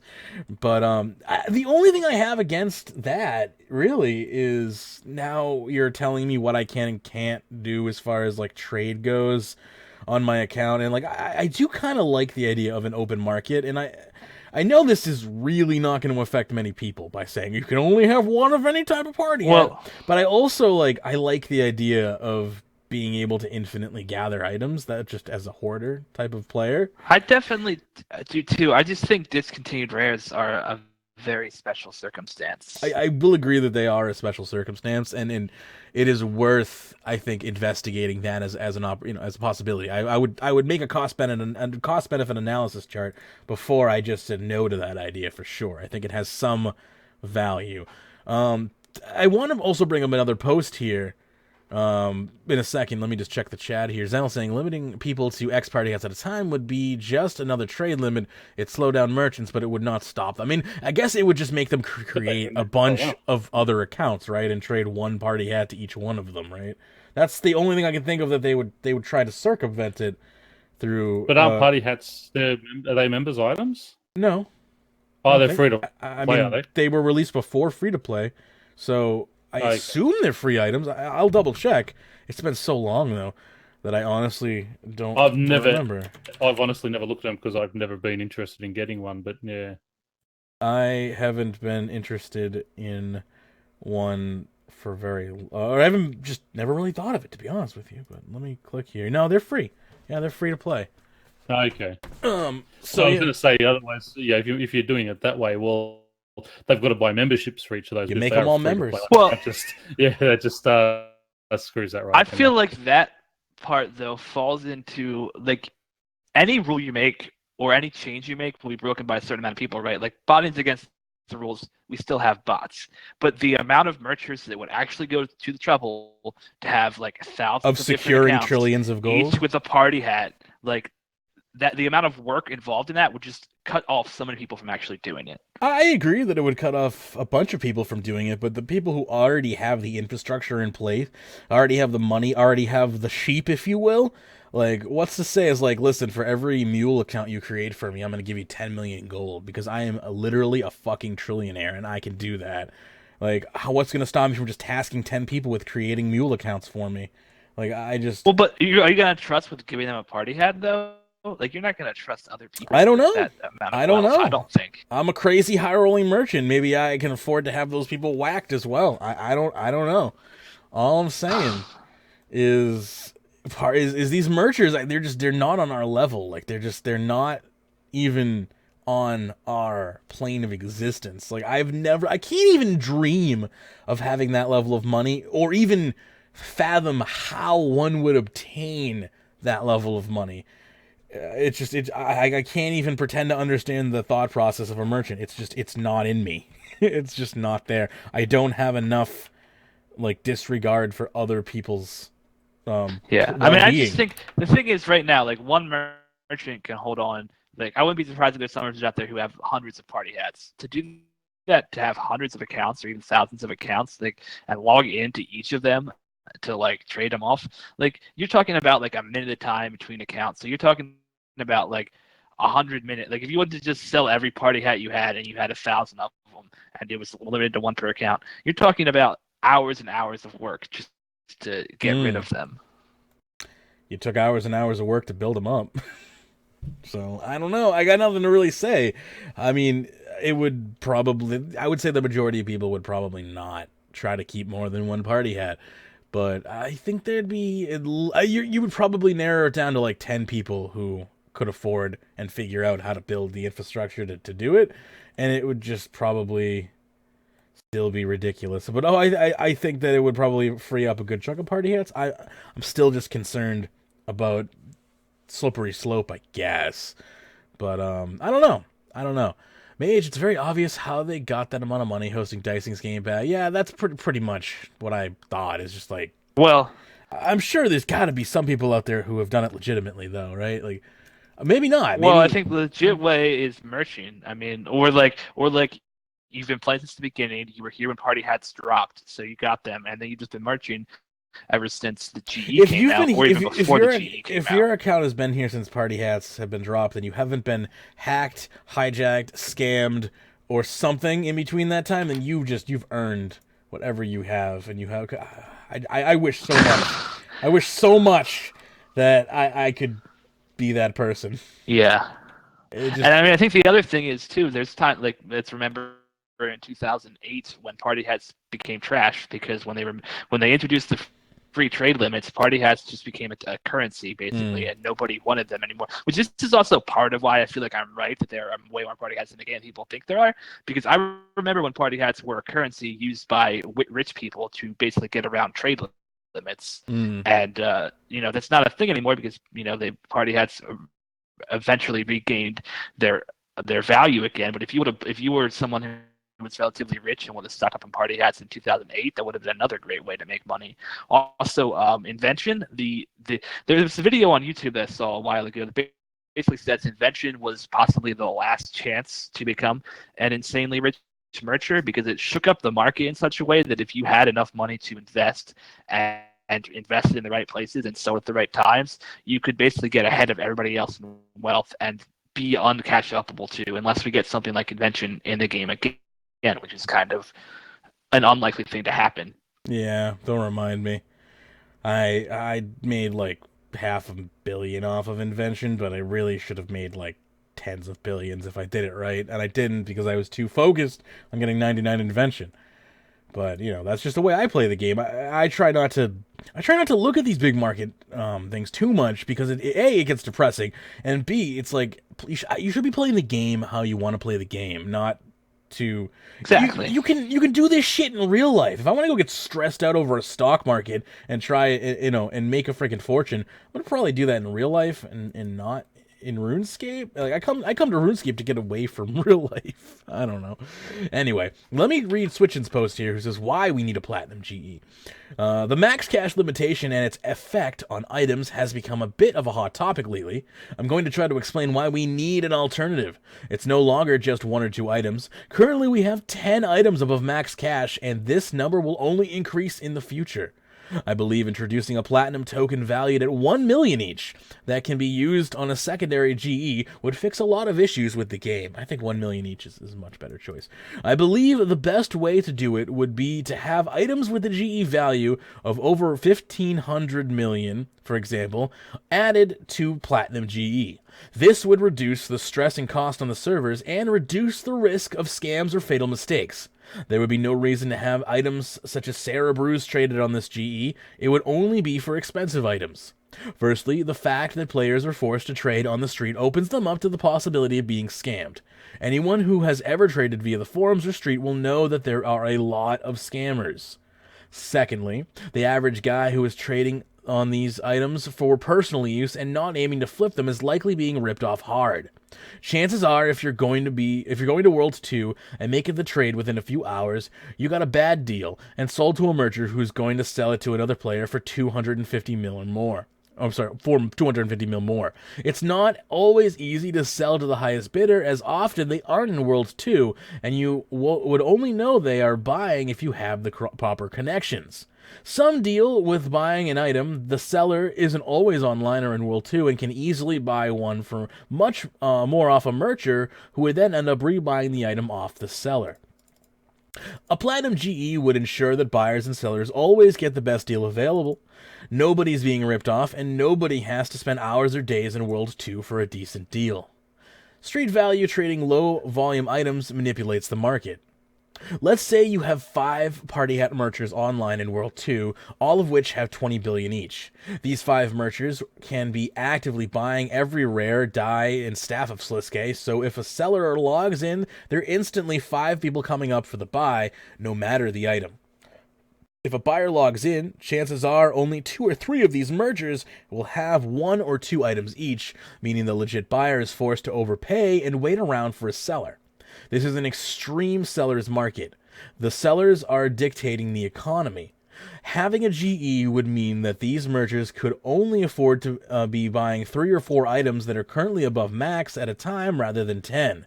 This would level the playing field again and ensure that everyone gets a fair deal and that the market is not being manipulated by a lack of game mechanic. I think that these items are in many ways being falsely manipulated by the lack of a game mechanic allowing them to have a more natural price. For example, Third Age dies and Staff of Sliske hover around 2,300 million, basically have a floor price of 2,147, as there is no doubt many max cash offers for them. This means players have little reason to sell them for anything less than 2,200 million. In a natural economy, I think we see the prices be very different. Also, this has a trickle-down effect on other items. All other dies, such as Shadow and Barrows, would become cheaper if Third Aid die was under max cash, as currently it is 2,300 mil. It only has an option for the truly rich players. Same deal with the Staff of Sliske. If that was cheaper, then Nox Staff would likely become cheaper too. Again, this is the same with party hats and lower rares.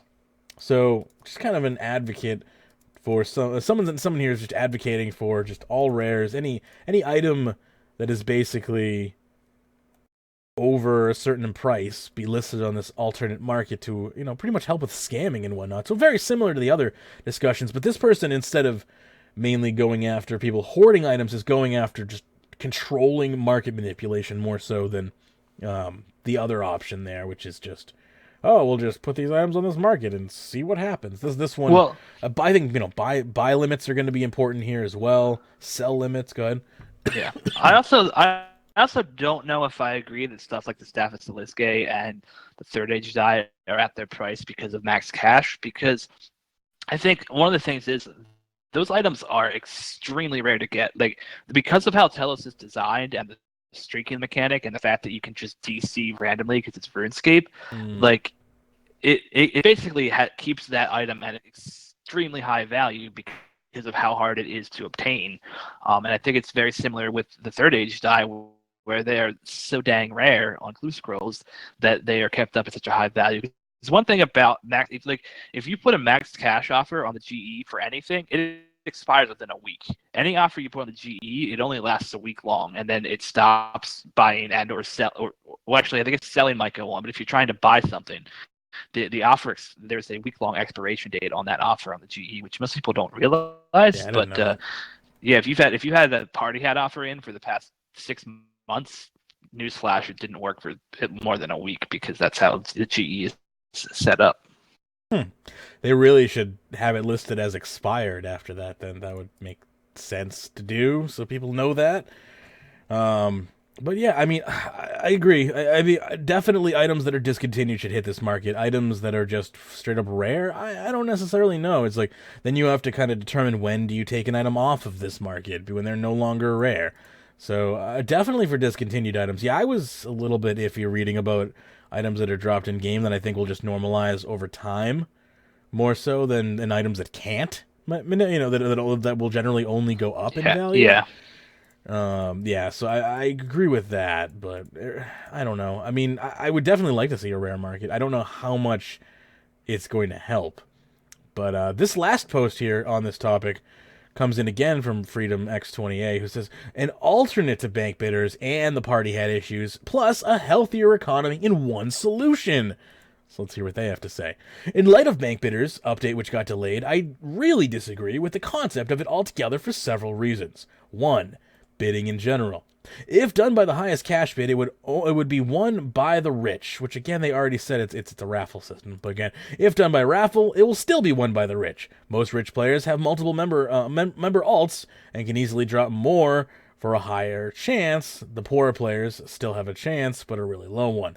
I don't necessarily agree with that necessarily, just because of the fact that like you can have multiple accounts if you want, and then if you're successful on those multiple accounts and they can all pay for their own memberships via pawns, you can also just enter into those contests as well. I'm not saying that there definitely aren't people out there who can just afford to slap real cash money memberships on them that aren't going to do that. Yes, but, you know, that's, I think, an unfortunate real just side of life. Some people have more money than others. And I don't think that buying memberships is necessarily an unfair advantage. You're just buying memberships. So I don't necessarily agree with number 1 there. Yeah, and I think, once again, that's such a high time investment that sure, some rich people might do it for like 5 accounts, but something you're gonna like, there's maybe one person would do it for like 1,000 accounts. That's the only place you're gonna have. Yeah, I think we've seen it once, right? And you don't really see people mass creating accounts for stuff like this. And what was stupid about that was he was doing it for things that were untradeable too. Yeah, that's such a shame. Number 2, dick move. The release of items. The resources from banned accounts may be detrimental to the economy and party hats too. Does this person just crawl under a rock from like 2 years ago or something? All of this has already been covered. From how I see it, I think one of the main rationale of bank bidders was to reintroduce a small amount of rares and party hats back into the market to curb the ongoing party hat manipulation. But it's quite a lot of effort to make bank bidders work. What? Is this just are you a mercher in disguise? Like, well, I don't know. It sounds like it. I think this person's just a mercher in disguise here. There's quite a lot of effort to make bank bidders work, so we don't want more party hats coming into the game, right, everybody? Right? Am I right? Why put so much? If they're on banned accounts, reintroduce them on the GE. Why put so much effort into something players generally don't like and may harm the game's economy? I propose scrapping bank bidders altogether in favor of something much easier to implement, solve the party hat manipulation issues, and revitalize many items in RuneScape's economy to help balance the uneven distribution. I can't wait. I know what I'm about to say may sound pretty crazy. I really can't wait now. But before you downvote me, please listen to the entirety of it. And with that being said, this does only have 4 upvotes, so let's see where this goes. How this is going to work. Christmas crackers will be released back into the game in a small quantity of 100. Oh my god. We're off to a good start. These crackers will automatically be pulled into party hats when obtained. The exact way of release can be decided again in the future. So provide no solution, basically. Jagex makes an official statement saying that they have noticed the ongoing party hat manipulation and feel that it is unhealthy for the game in general. The small release is their way of combating the manipulation. Does he know what a bailout is? Look, I don't think he knows what a bailout is. So, it's clearly not an American or This would be the least effective bailout ever. It really would be. This is akin to me going out into the streets and saying, I'm going to fight world hunger, and just throwing like 40 packs of hot dogs on the ground and going, ha! Hunger solved! And one just going back inside. Like, no, this is not... 100 crackers is akin to me throwing 100 hot dogs in the street. And just saying, here you go, there's your homelessness and hunger solved. No, this is not going to solve anything. If anything, it's going to give 100 people party hats. It's going to give... And distribution is what I'm worried about, too. It's like, how would you distribute these to people? Because if you do it in any gamified way, the super rich / people who play a crap ton are just going to be the ones who grab it, and it's not going to change anything. Not that 100 would change anything in the first place, because 100 it's a very small... It would maybe cost like a few, like a bill or two change, and then it would just go right back up in like a month. Actually, no, I don't mind this, but I think the best way to do it would you give it to your podcasters out there. You give it to the people who are big on run a podcast. Give them, and give them the crackers, and then let them sort of do it and distribute. And then I'm totally fine with it. Well, now that you talk about it that way, how can I not accept this? This is a brilliant idea. What was I even thinking about? Just a quick one out there to everyone. Letter E has been released, so if you're after a name that begins with E, good luck. Get out there. Somebody go grab the name Egg. Let's see here.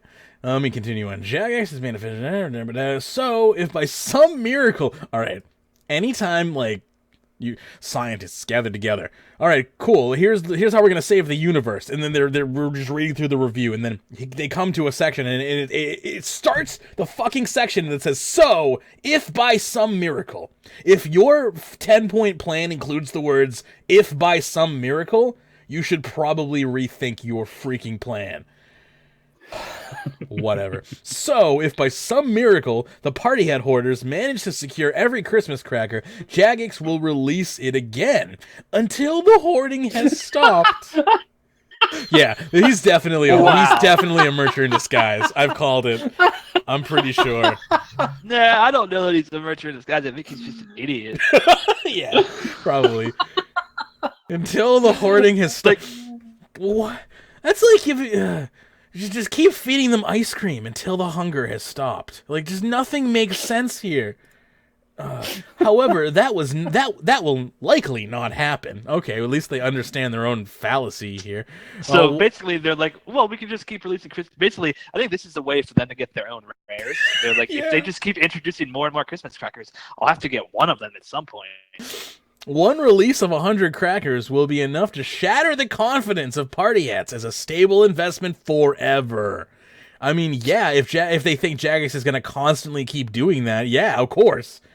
Yeah, this would be terrible. I mean, it would ruin any currency is keep releasing more of it.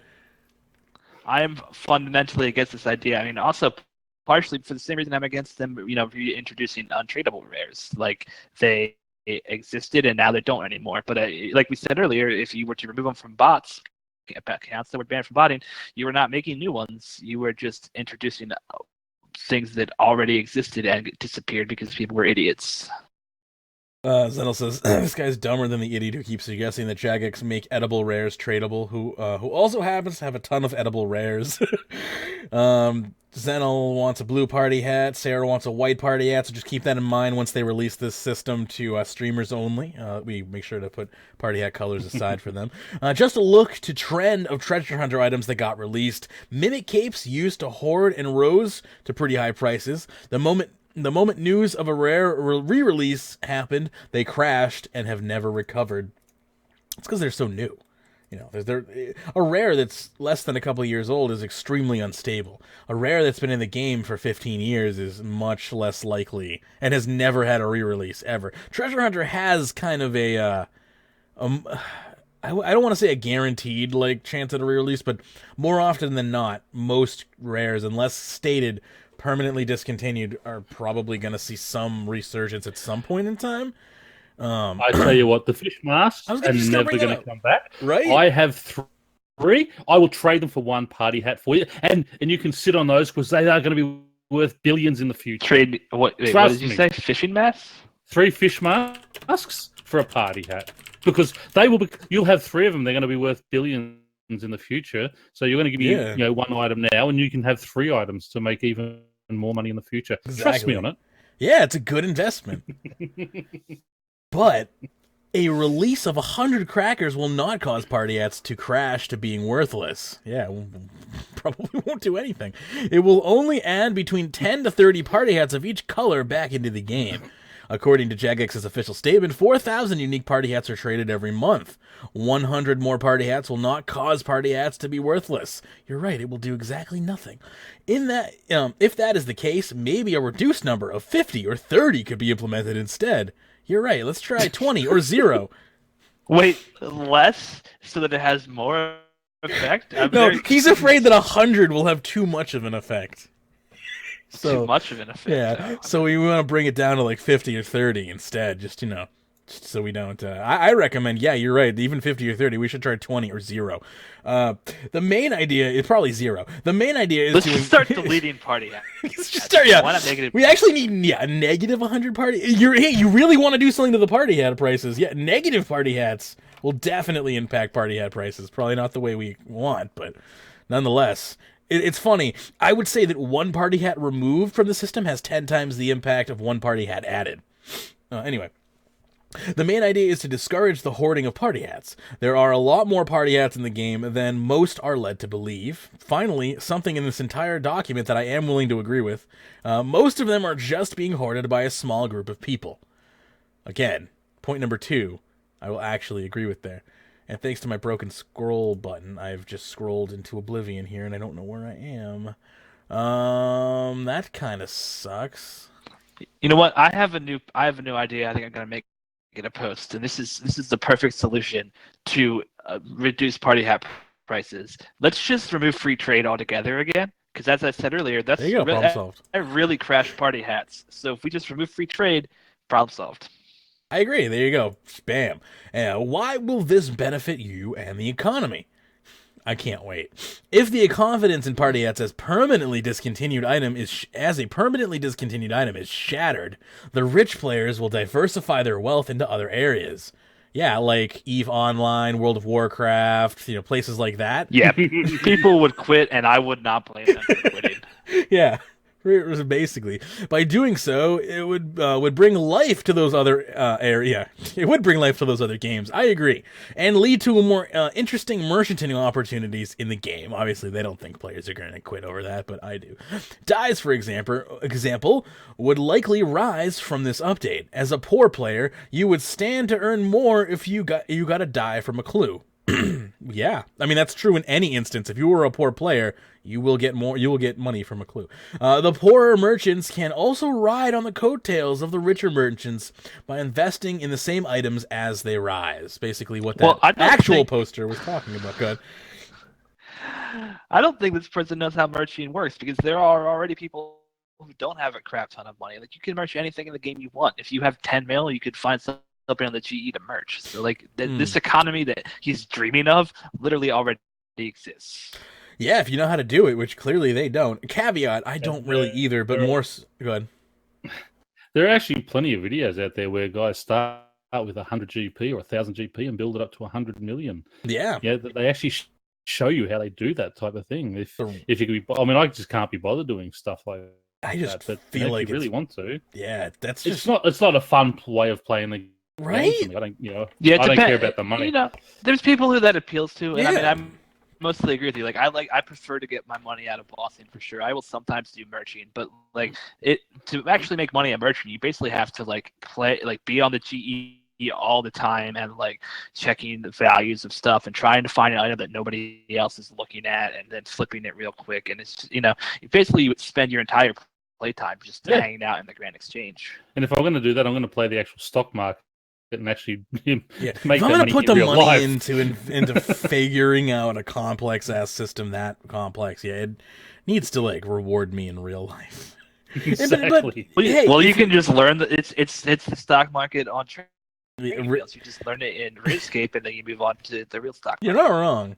You're not wrong, and that's the beauty of a free economy, right? Is it mimics our own to some degree.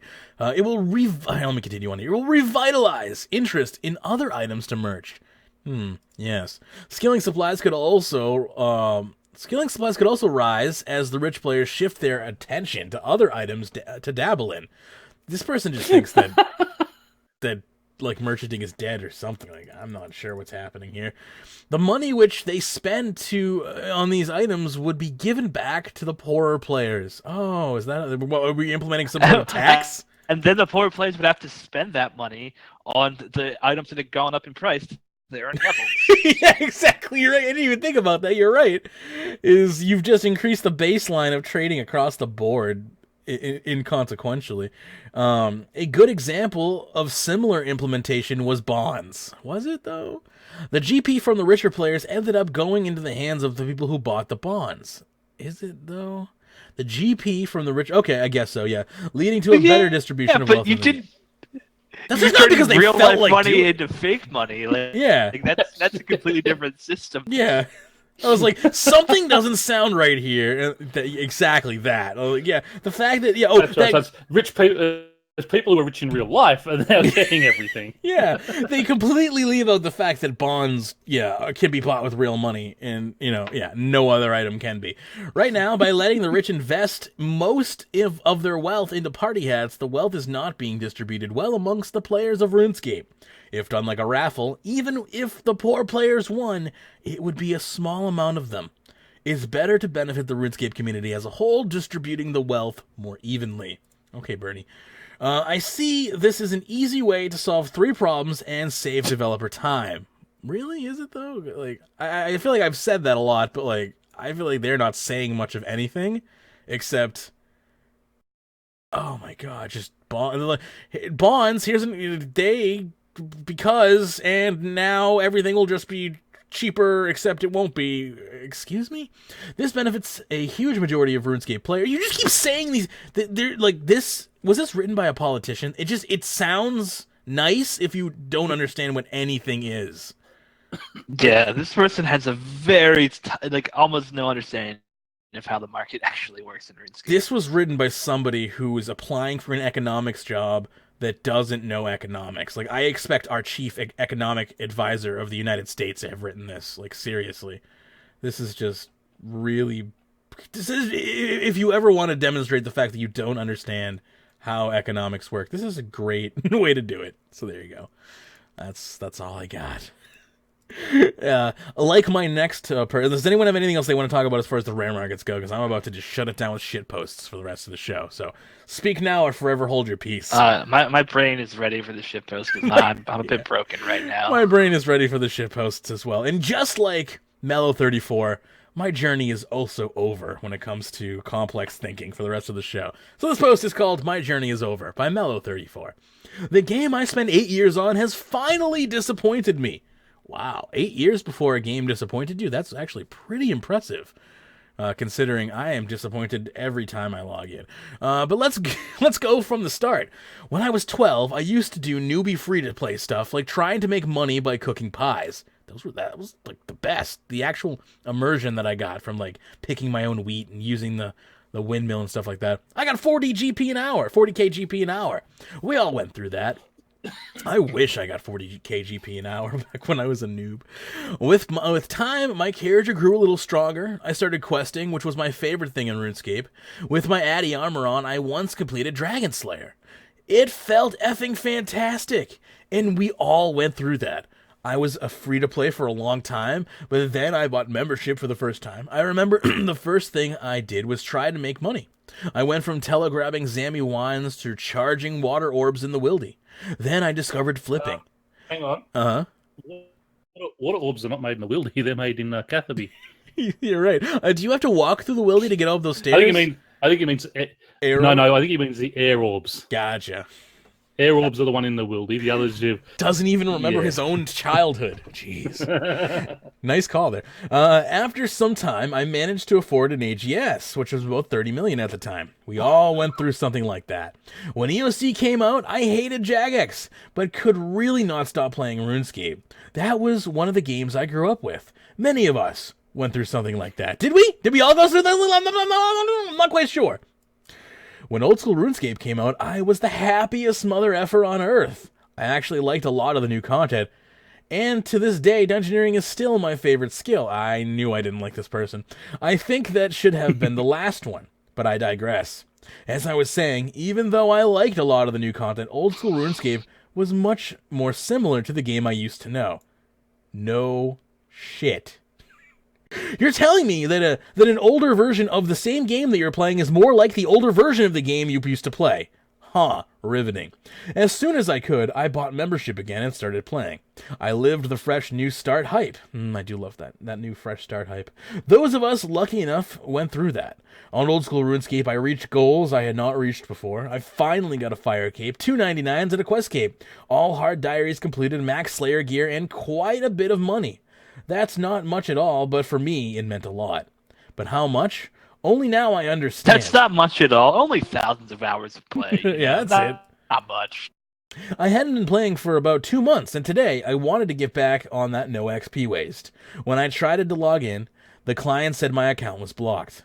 I checked the RuneScape website, and it said my account was permanently banned from macroing.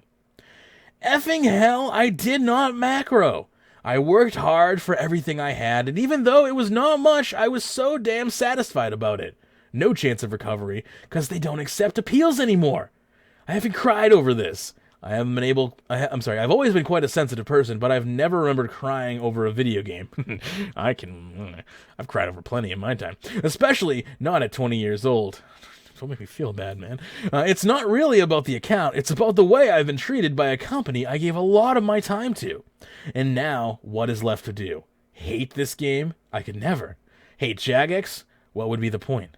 Rebuild everything? It took me years to get to that point, because I don't play much. It would be just too tedious. Play other games? Yes, that's what I will do. But none will ever be like RuneScape. Not that I think it's the best game ever. On an objective scale, it's actually below average. Well, I think now you're just a little angry, taking some stabs on the way out the door here. But it's the one game among all that left with me with the sweetest memories. Goodbye, RuneScape. P.S. Sorry for the wall of text, and sorry if you don't care. I just wanted to share this with someone, and I don't know who to talk to. Fair enough. Maybe, hopefully, you learned your lesson and you won't bot anymore. Well, it sounds like he's sort of been off and on. So if he hasn't been on for a while, he may have been hacked. He hasn't sort of had the right security and such on there. And there are ways to appeal that. You can look at it, and they will, they will check that out. I mean, if you honestly have not botted, if you didn't have to recover the account hacked and that type of thing, they could. Yeah, I was going to say, try and recover the account. Well, he didn't need to recover the account. That's the thing. Like, he just went to log in. He didn't have to regain control of his account, which tells me that it was never not in his control. Well, when blocked from logging in, it's because he's banned for macroing. Like, he used his password, it worked, and it's just like, you can't log in. Oh, I'm banned. But if someone's taken it and hasn't changed the password... Well, that's the only other thing, is if someone took control and didn't change the password, then it's more than likely somebody you know, unless nobody would a hijacker. Yeah. If it's a hijacker, the first thing they do is change your password. Yeah, so you can't immediately and wire I mean, he doesn't know if any of his items are missing or not because he can't get into the account. But the main thing here is, yes, give it 30 to 60 days, and you'll know for sure if you were hijacked or not, because they do check automatically now. Any new hijacking case is checked automatically without you having to do anything about it. Any old hijacking case is subject to the hijacking review thread, which only seems to come around about once a year. So you're kind of I mean, I don't know. See, to me, the way this guy's supposed I'm generally the one who's like sentimental and like, oh, maybe they're telling the truth. I don't know. I doubt very much, but I mean, like, maybe this is one of the people who got the auto hotkey ban. Who knows? Maybe. But yeah, I mean, if you don't play a lot, right? Actually, yeah, because he's been playing. he's been playing old school, so Yeah. maybe he was doing that auto. Yeah, if you hotkey don't play dropping that they were doing. If you don't play RuneScape a lot and you I didn't don't think know of that that. they recently banned auto hotkey from old school, it's very well possible that he just continued along using his auto hotkey that used to not be bannable and now is bannable, and that's a very good point. Like, if you're not somebody who plays often, you may not be. When you want to play RuneScape, I know many of you aren't like, let's check the news before I log in, right? Like, you just log in because you want to play the game. You're not fussed about reading the recent updates. That's why you listen to this show, because you can't be arsed, so we're here for you. But for real, like, you very well may not have read the news. I've been trying to make it a point of games that I play regularly that update to try and just quickly read the patch notes before I log in to see what has changed because of stuff like this. You never know when something could have changed like this. So yeah, that's very well possible that they could have shot themselves in the foot by using a method that was once considered okay and now is not. Anyway, shitpost 1 down. We have some more to go here. This next one is by Sub-Zero MK, who says, just a few words for thought. I lurk around in our RuneScape whenever I find myself AFK skilling or bored or whatever, and I see so many different types of posts here. I will never fail, though, whether it's in-game, on the forums, or here I see people ranting and raving about what is ruining RuneScape. And on the flip side, what made RuneScape literally the greatest game ever. I just figured I would throw my Elder Log into the fire. My thoughts or rants of microtransactions, easyscape, cosmetic whatevers. Nobody is forcing you to buy bonds or keys. If you really feel that strongly, vote with your wallet. Sorry, my scroll wheel just screwed everything up there. Nobody is forcing you to use lodestone networks or abilities or whatever else I see people complaining that it has made the game easy to play. You can walk or do original teleports if you want. If you want to make fire lines for fire making, go ahead. If you really have a big enough issue with cosmetic overrides and Fashionscape, then don't use them. It's as simple as that. What I'm getting at is this. This game was made in a way that so that there was no 1 or 2, even 10 paths to take. You can play this game however you want and still come to the same outcome as others. Play the game how you want to play. But don't flame others for how they play, just because it isn't how you would want to do it. If you see someone doing something that you could have done in an easier way, ask them if they want to know an easier way. Maybe they haven't played in a while, and that's just the way they remember how to do it. Or maybe they just don't care. Thanks. Feel free to add me in game. So I think that's I subscribe to that method quite often of just I don't care. Like, I have done some pretty inefficient skilling methods. Option 1 divination. I mined 100,000 gold ore, smith it into 100,000 gold bars, and smith that into 100,000 gold bracelets. I've made some bad decisions in my training time. I mean, I agree with some of the sentiments of this post, and I think there's other things that I kind of disagree with. Where lodestones specifically are one to me where I think even the people who like lodestones would potentially enjoy the game more if they had never existed and you had to travel around it still. But other than that, I mostly agree with the post. I mostly agree with the post as well. I mean, I will attack Treasure Hunter on a regular basis when I think the promotions are egregious. But for the most part, if it keeps the game running, I don't give a crap what players are wearing. I don't care how much someone bought. I mean, does it bother me that you can spend $14,000 to max an account? Honestly, no, because it's $14,000, and if you spent that maxing an account, you should seek mental help, not be I shouldn't be concerned about Jagex. I should be concerned about the person. Is what I'm saying. Yeah. Like there are bigger problems in the world. I think my main issue with Treasure Hunter, as you said before, comes down to the gambling aspect of it. Yeah. And the unfair advantages, because you play the game a lot, and they're slowly fixing those, right? We're getting elite scaling outfits now. So my main gameplay with Treasure Hunter is, please make it less of a gambling type thing that people can get addicted to. I still take issue with the saying it's an unfair advantage. I mean, you play the game the way you want to play it. I mean, just because the guy over there's got an outfit that's given an extra 5%, you're still going to get there. If there weren't high scores, is a bit over time, but the high high scores are useless now. Whereabouts are you on the high scores? To me, it's not even high scores. Go ahead. Or XP boost, it's set effects. The set effect of the shark outfit, having to eat all your food makes training low-level fishing so much better. The set effect of the mining outfit of having stuff not be aggressive towards you in the Living Rock Caverns, like it completely changes lower level mining training. Like the 5 or 7% XP boost, I agree that I could take or leave. It's more the set effects to me that are very game changing. And yeah, but I mean, again, and I don't see that they're game breaking or they're over. I mean, okay, the shark outfit I will give you, the consumable is probably a little OP, but I don't think any of the other outfits they have were particularly overpowered. Hamster says, if you're aiming for high scores, you probably would want to put money into the game. I mean, I agree and disagree with that. I think it's fine to put a certain amount of money into a game, but it shouldn't exceed your disposable income, right? And that's, I think, the problem that we come across is people's varying ranges of disposable income. And it's not my fault if I happen to have a larger disposable income than another person, and that's not Jagex's fault either. You know, they're just offering services here. But when it comes down to brass tacks, if you're competing and you're trying to be competitive, that it will always be the case that somebody with money will outrank you, basically, and that is frustrating for players like myself who can't and do care. But I look at my high score rankings fairly frequently, and I really, really want to be in like the top 10,000 players, and I don't know if I can ever do that or not. But I don't know. That's all I have to say on that.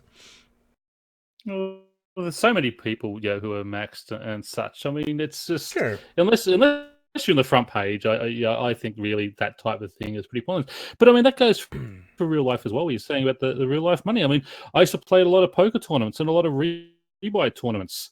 There would be guys there who would rebuy 7, 8, 9, 10 times. I'd go in with my original buy-in and one rebuy, and if I got knocked out, that was it. They had a much larger advantage over me. But all right, and what's the one big that's difference? Just the way of things. What's the one big difference that you can think of between RuneScape and poker?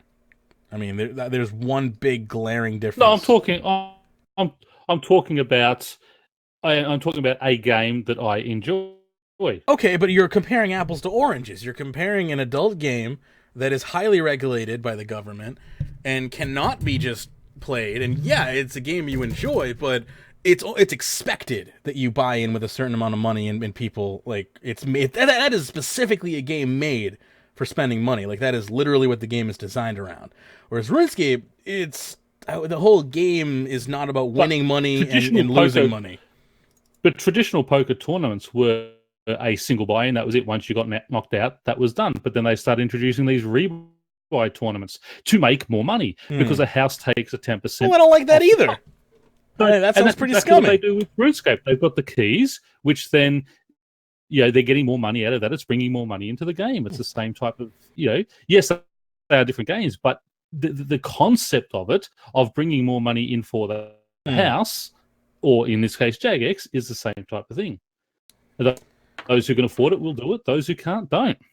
Well, I mean, see, I kind of agree with you here on some level, Pern, but my main problem comes down to the fact that, as Magebit said, poker is highly regulated, while the stuff in games that we have is not regulated.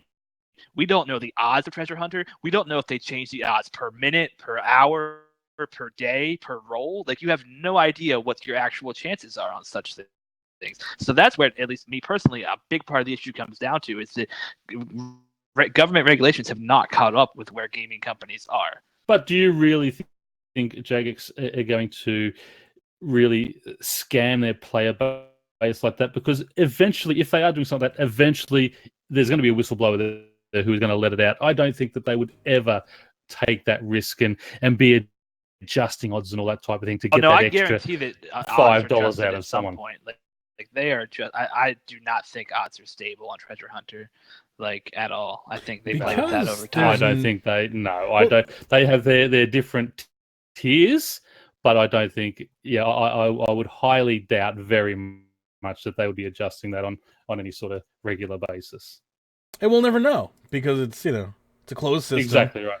But you would know because eventually there would be a disgruntled employee who would come out and they would have the facts and the figures and Jagex could just deny it. I mean, it's their word they versus. Could, but if someone comes out, they would have the actual proof. If you're coming out with something like that, you're gonna steal but yes, but that whistleblower has just created a conspiracy theory because Jagex has broken no law because one, it's not a regulated industry because it's not technically gambling or anything like that. So no investigation can take place. So again, it just remains a conspiracy unless Jagex decides to be, have a goodwill campaign and be like, examine our code. And if you ask me, the last thing Jagex is ever going to do is let a third party examine their code. But again, fruitless argument here. Really, we can run around ad nauseum because we don't know and we can't know. There's no way to ever see. know. Me personally, I don't think. Why would they hold this information so close to the chest if there wasn't some kind of fluctuation going on? I don't know. Like you play a lot of online poker games. They fluctuate the odds of what cards you'll get. Like that's the problem with playing online poker quite a bit. I'm not saying that reputable places do. No, there are absolutely places that do that. Well, the major ones don't because they are open to regulations and Poker Stars on Isle of Man and such. The coding and such are constantly checked and made sure that they are not doing anything like that. So I can guarantee you 110% there that does not happen. That they do not adjust. And I would love to see that type of regulation move into the treasure hunter market and I feel like treasure hunter needs to be labeled what it is, but I don't want to get into that again towards the end of the show. We've done it so many times before. It's just not worth it for me to get worked up over it, but I don't know. I'll continue on here with a very valid segue here called Letting It Go by RS King, who says, bear with me here because I don't honestly know if he knows what he's saying here. It just says, madness. 12 years ago, let it go. Anyways, as a player that never used a bot, I encourage you to let it go. You will never compete with lying, cheating players who use a bot and get away with it, which is all of them. Madness. And that is all that post is. Sums up. Madness is right. Madness indeed. Full of madness. What the hell does that even mean? I think he used to accuse everyone but himself of botting, and then I think he quit. Yeah, I'm really confused. What it sounds like to me too. Yeah, I don't know what just happened there, but I liked it. We got one final post here before we wrap it up. This one is just simply titled Goodbye. And it's by Maniac905. So let's see here. Hello, fellow scapers, it's me. Oh, of course it is. That guy who never had much money. The guy who helped out noobs. The guy who only just wanted some friends to play with. The guy who only found scammers instead. That turned dark real quick. I'm not gonna go into detail about how I lost my bank. I'm not really so mad about that, I guess. Yeah, you can see why they're quitting now. I guess I'm just sad, mostly. I've been playing for so long. It's so long time, and it's time to finally move on from this game.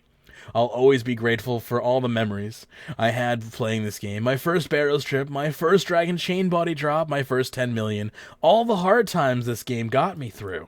But that's all gone now. I've entered the void. I think my biggest regret is never getting to actually make any friends on the game. You have been playing the game wrong. This is... How do you... Never mind. I did make one, but that was a long time ago. I never had anyone to skill with or PVM with. I always played it as solo scape, and now those days are over. I can't even do that. Oh, I don't necessarily understand. How can you no longer be able to even play by yourself? Have you lost internet? I don't understand. I've been lurking in this subreddit for a while now, and I've learned a lot from all the dedicated players who love this game. I love it too, but I'm sad to see what it's becoming. I'm sad I've never got to be a part of the community. Well, whose fault is that?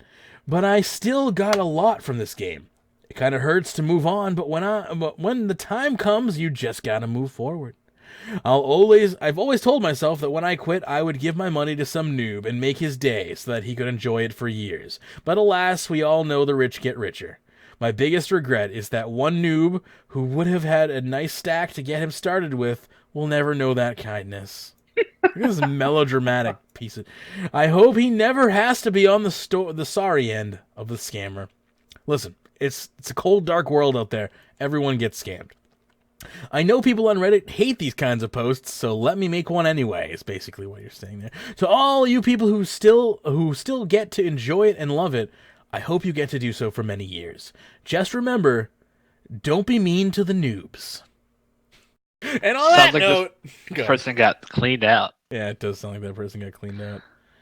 Oh, that is a real shame. Hey, Mateo, how you doing?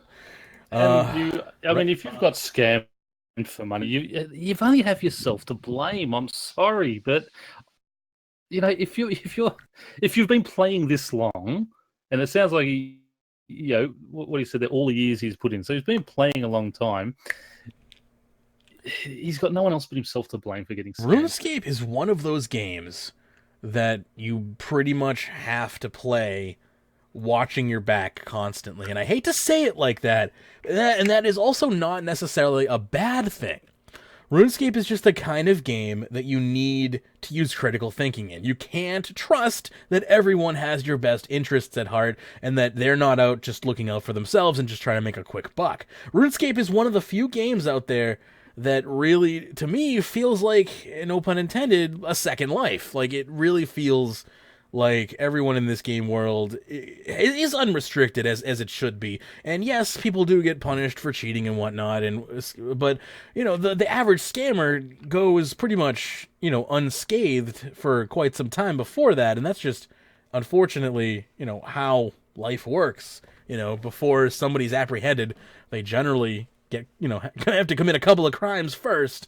There is the fun occasion when Paula M PMs Mod Mark by accident and offers them PMod ship. But the majority of the time, that's not the case, and it takes a few times before they get caught and banned. So that's all I'm really gonna say there is, if you're not willing to rebuild, you're not willing to play RuneScape. I'm not saying that you should be getting scammed every month, but everyone has gotten scammed at one time or another, and I've lost billions to scams, trillions maybe even, probably not trillions, but definitely billions to scams. Then says, if you've got scammed, you can either stand up and work hard to get it back, or lie down and cry like a child and accept defeat. And yeah, it's very true, and again, very akin to real life. It seems to be, I know, but it seems to be the mentality of the majority of players on the game are little temper tantrum babies. I tried to make easy money. I think even Magebit here, who got scammed and lost his account, quit the game, had some time that he had to take off. This happens. I wouldn't be surprised if this person's back in a year, but I think this is a completely understandable reaction to after something like this happens. The only thing I want to say about my year break was not because I wanted to be away from the game. It's because I was physically locked out of my account for a year. So you can get I would have begun rebuilding immediately, but probably not immediately. But yes, I mean, anytime you get cleaned out, a break is totally warranted. Sometimes I go to do comp, and I'm like, I can't play RuneScape for the next 2 days. It's just, breaks are needed. It's a healthy thing to take a break, whether it's because you got scammed or because what you're doing in the game is not fun to you. Either or, taking a break from the game for personal reasons, whatever they may be, is fine. But on the flip side, please don't stop posting them to Reddit, because they bring me joy to make fun. But you're when you say everyone's whining, I think we read a very specific majority of or minority of the community here. I cherry pick to find these people who are yeah. But I mean, I have personal friends who will come to me and say that they're quitting, and then 2 weeks later they'll be over that. I don't know. I think we all go through this at times with the game. That's kind of my main point of what I'm saying too. Let's not forget that. We can make fun of these people, we can have a little bit of fun, but there's literally a post on the front page of Reddit today that is titled "From a Jerk That Called Jagex a Scam," and it's a guy who last week was raging about how Jagex is a scam and they screwed him out of an account, and then he's like, "Well, actually, I'm an idiot who fucked up." Yeah, and good on him. It's my fault. Good on him for admitting it. It's very rare you'll see people admit things like that. And I have to give him credit for making a post. First of all, making a post with those accusations, and then making another post being like, "Nope, I'm the moron." Like, that's pretty impressive. It's a pretty. That's not. I don't know. I'd probably just quietly sneak out the back door. Maybe I'd tell it on the show, but if I didn't have a show, I'd probably just quietly sneak out the back door and never mention it again. And I've done that before with technical support. Like when Battleborn wouldn't work for me, I submitted a ticket being like, "This game sucks. It runs like 2 FPS." I update my graphics drivers. Game runs as smooth as 60. Did I message support back and be like, "Lol, my problem, I screwed up"? Nope. I was just like, I just ignored the ticket until it closed. Good. As everybody remembers, with me and the time I entered Rax without reclaiming any of my items from death because I had to restart my internet until I forgot to do that, I probably would have quit the game for a good month at least if I had actually lost those items. I would have been so demotivated from playing. Don't blame you. Don't blame you. I mean, when Hydra, one of our former co-hosts, disconnected on the release of what was the name of that quest? Zero's quest, Fate of the Gods. He disconnected on Fate of the Gods, but he wasn't even doing Fate of the Gods. He was just killing. What are those stupid things called? I'm having lots of memory issues today. What drops? Glaciors. He was killing Glaciors, and he disconnected. Not because of the quest update, not like the game update, but after they had like a server drop for like a couple of hours. And he died at Glaciers and lost like 100 million gold of somebody else's stuff. Like he was using other people's gear. This was years ago, back when, borrowing, he was just borrowing someone's gear.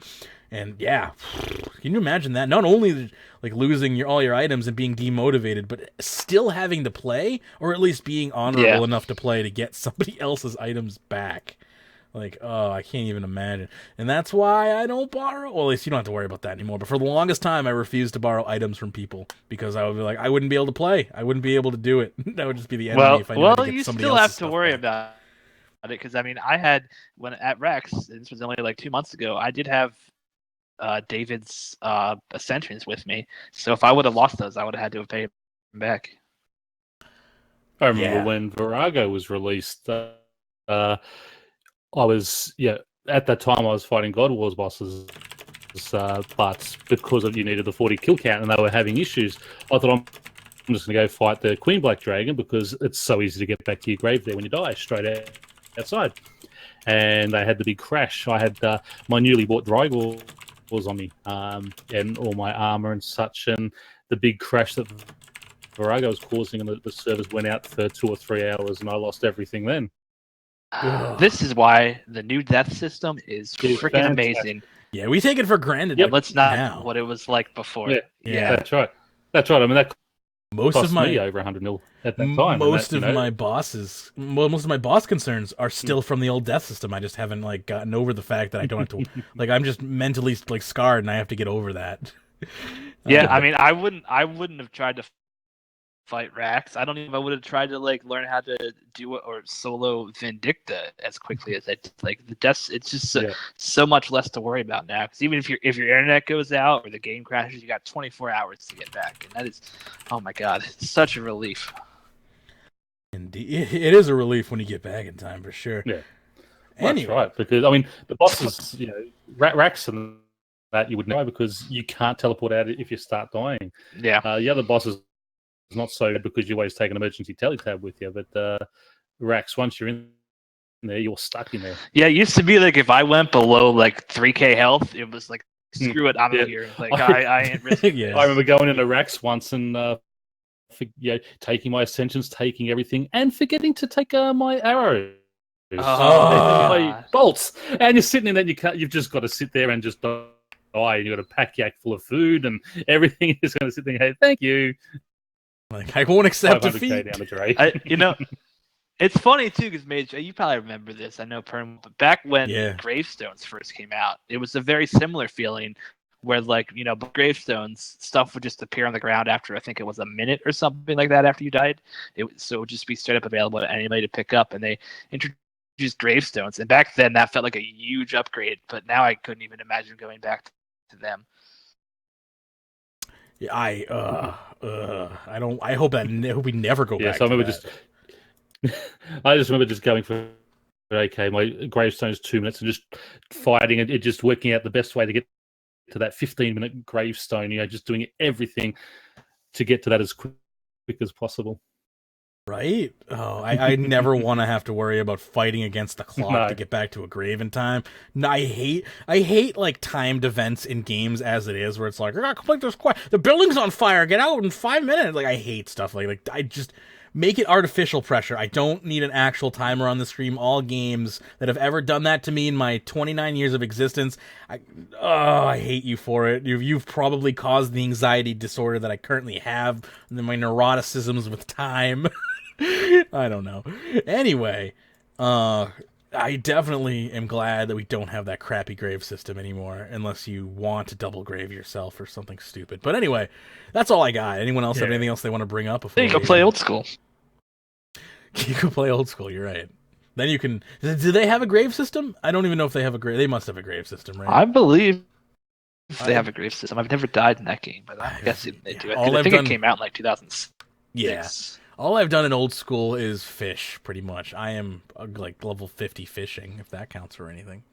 But anyway, that's probably going to do it for this episode of RuneScape Weekly. I am glad we were able to put out something. It was really close to us not being able to produce today because XSplit has just been acting up. But I think the remedy for at least temporarily is just rebooting my computer and opening XSplit before RAM gets filled up. But we got more RAM that is literally coming today, so that should hopefully help some of the issues. And I apologize for Facebook failing. In the future, until I can figure out how to submit licenses for music to YouTube, or to Facebook, sorry, I will go live on Facebook after all of the intro music is done, so there won't be that issue. So Facebook will see a little bit of a delay in live if I can't figure it out by the next time we stream. But anyway, that's going to pretty much do it for now. I just also want to add 51 mil. I've just ticked over 51 million thieving XP since pet release, and guess what? I still haven't got. Still no pet. That's a lot of XP. Anyway, yep. A lot of money too. Any other final notes anyone wants to add to the end of the show before we wrap it up? Good to go. Right on then. Again, if you want to start tipping towards PVM Perspective, again, episode 1 will launch next Thursday, but if you already know you want to see the show happen on a regular basis, tip.runeweek.com. Start helping us reach those goals to help Harley reach those goals. And your Magebugs code for the day is DFGA. Also, again, I'm sorry about Facebook. We'll be back live on Facebook. Hopefully on Wednesday, and if not before then, if we do a comp stream before then or something, we'll see what happens. But of course, in the meantime, you can find us on Facebook. Facebook.com/RSWeekly is our Facebook page. Our Twitter is @RSWeekly, and of course, we have a Discord for you as well, discord.runeweek.com. You want to join us in-game? Cool, we got a clan chat for you. Clan chat, kill, skill, and chill. It's kill, skill, the letter N, chill, or clan.runeweek.com for our Rune Clan ranking there. And if you would like, you can also help us out. We got a Patreon page for you, patreon.com/RuneScape. Support us there for bonus content, as well as help us produce the regular show here. That's patreon.com/RuneScape. Got a PayPal page for you as well, paypal.me/RSW or tip.runeweek.com. Both of those basically do the same thing. Tip helps us track easier, though, so I recommend tip.runeweek.com for the meantime. I might actually just scrap that other link altogether. Shop.runeweek.com is our Magebucks shop. You can go there and use your Magebucks that you've accrued to get past seasons of RuneScape Weekly. Even some elite content's available there as well. Also, you can buy commissions for new live streams, videos, or changing events on skilling streams, so check that out at shop.runeweek.com. Don't forget to save up your Magebucks in order to activate those features. Upgrades.runeweek.com is our upgrades list. That's our Amazon wish list if you want to help us rebuild the studio. We're going to be ramping up to do that pretty freaking soon. I've begun drawing up the new plans for this room for moving around objects and whatnot. So again, upgrades.runeweek.com if you want to help us get in there. There's still tons of things we need. As of right now, we're not going to be launching with webcam features. We have the green screen, but we don't have the webcams, I should say. At least cam and singular. We don't have any of them, though. So that is going to be put up and unusable for a little while, as my current webcam is not high enough definition to properly chroma key. But not to worry, we'll get that online eventually. Anyway, a big special thanks to our top Patreon supporters, including Rune Group, Keski, Swagatorix, Alex W, Danny H, Kevin H, Olgunner, Hamster King, Sudwood, Godly Fury, and Tyler. Thank you so much for your ongoing patronage. It means the world to me to be able to produce the show on a regular basis. And that not only goes for our top Patreon supporters, but all of our supporters, whether it's on Patreon or just by listening to the show or watching live. Again, thank you to everyone who came out live today to join us for this episode. Really do appreciate that. And of course, you can catch us after the fact as well. And if you do, make sure you to like us and follow us and subscribe to us, whether you be on YouTube, podcasting, Facebook, however. Make sure you keep track of us for when we go live in the future. So anyway, that's going to do it for this episode of Runescape Weekly. We will be back for more Runescape Weekly content in the near future. I hope you enjoyed. And of course, as always, happy scaping.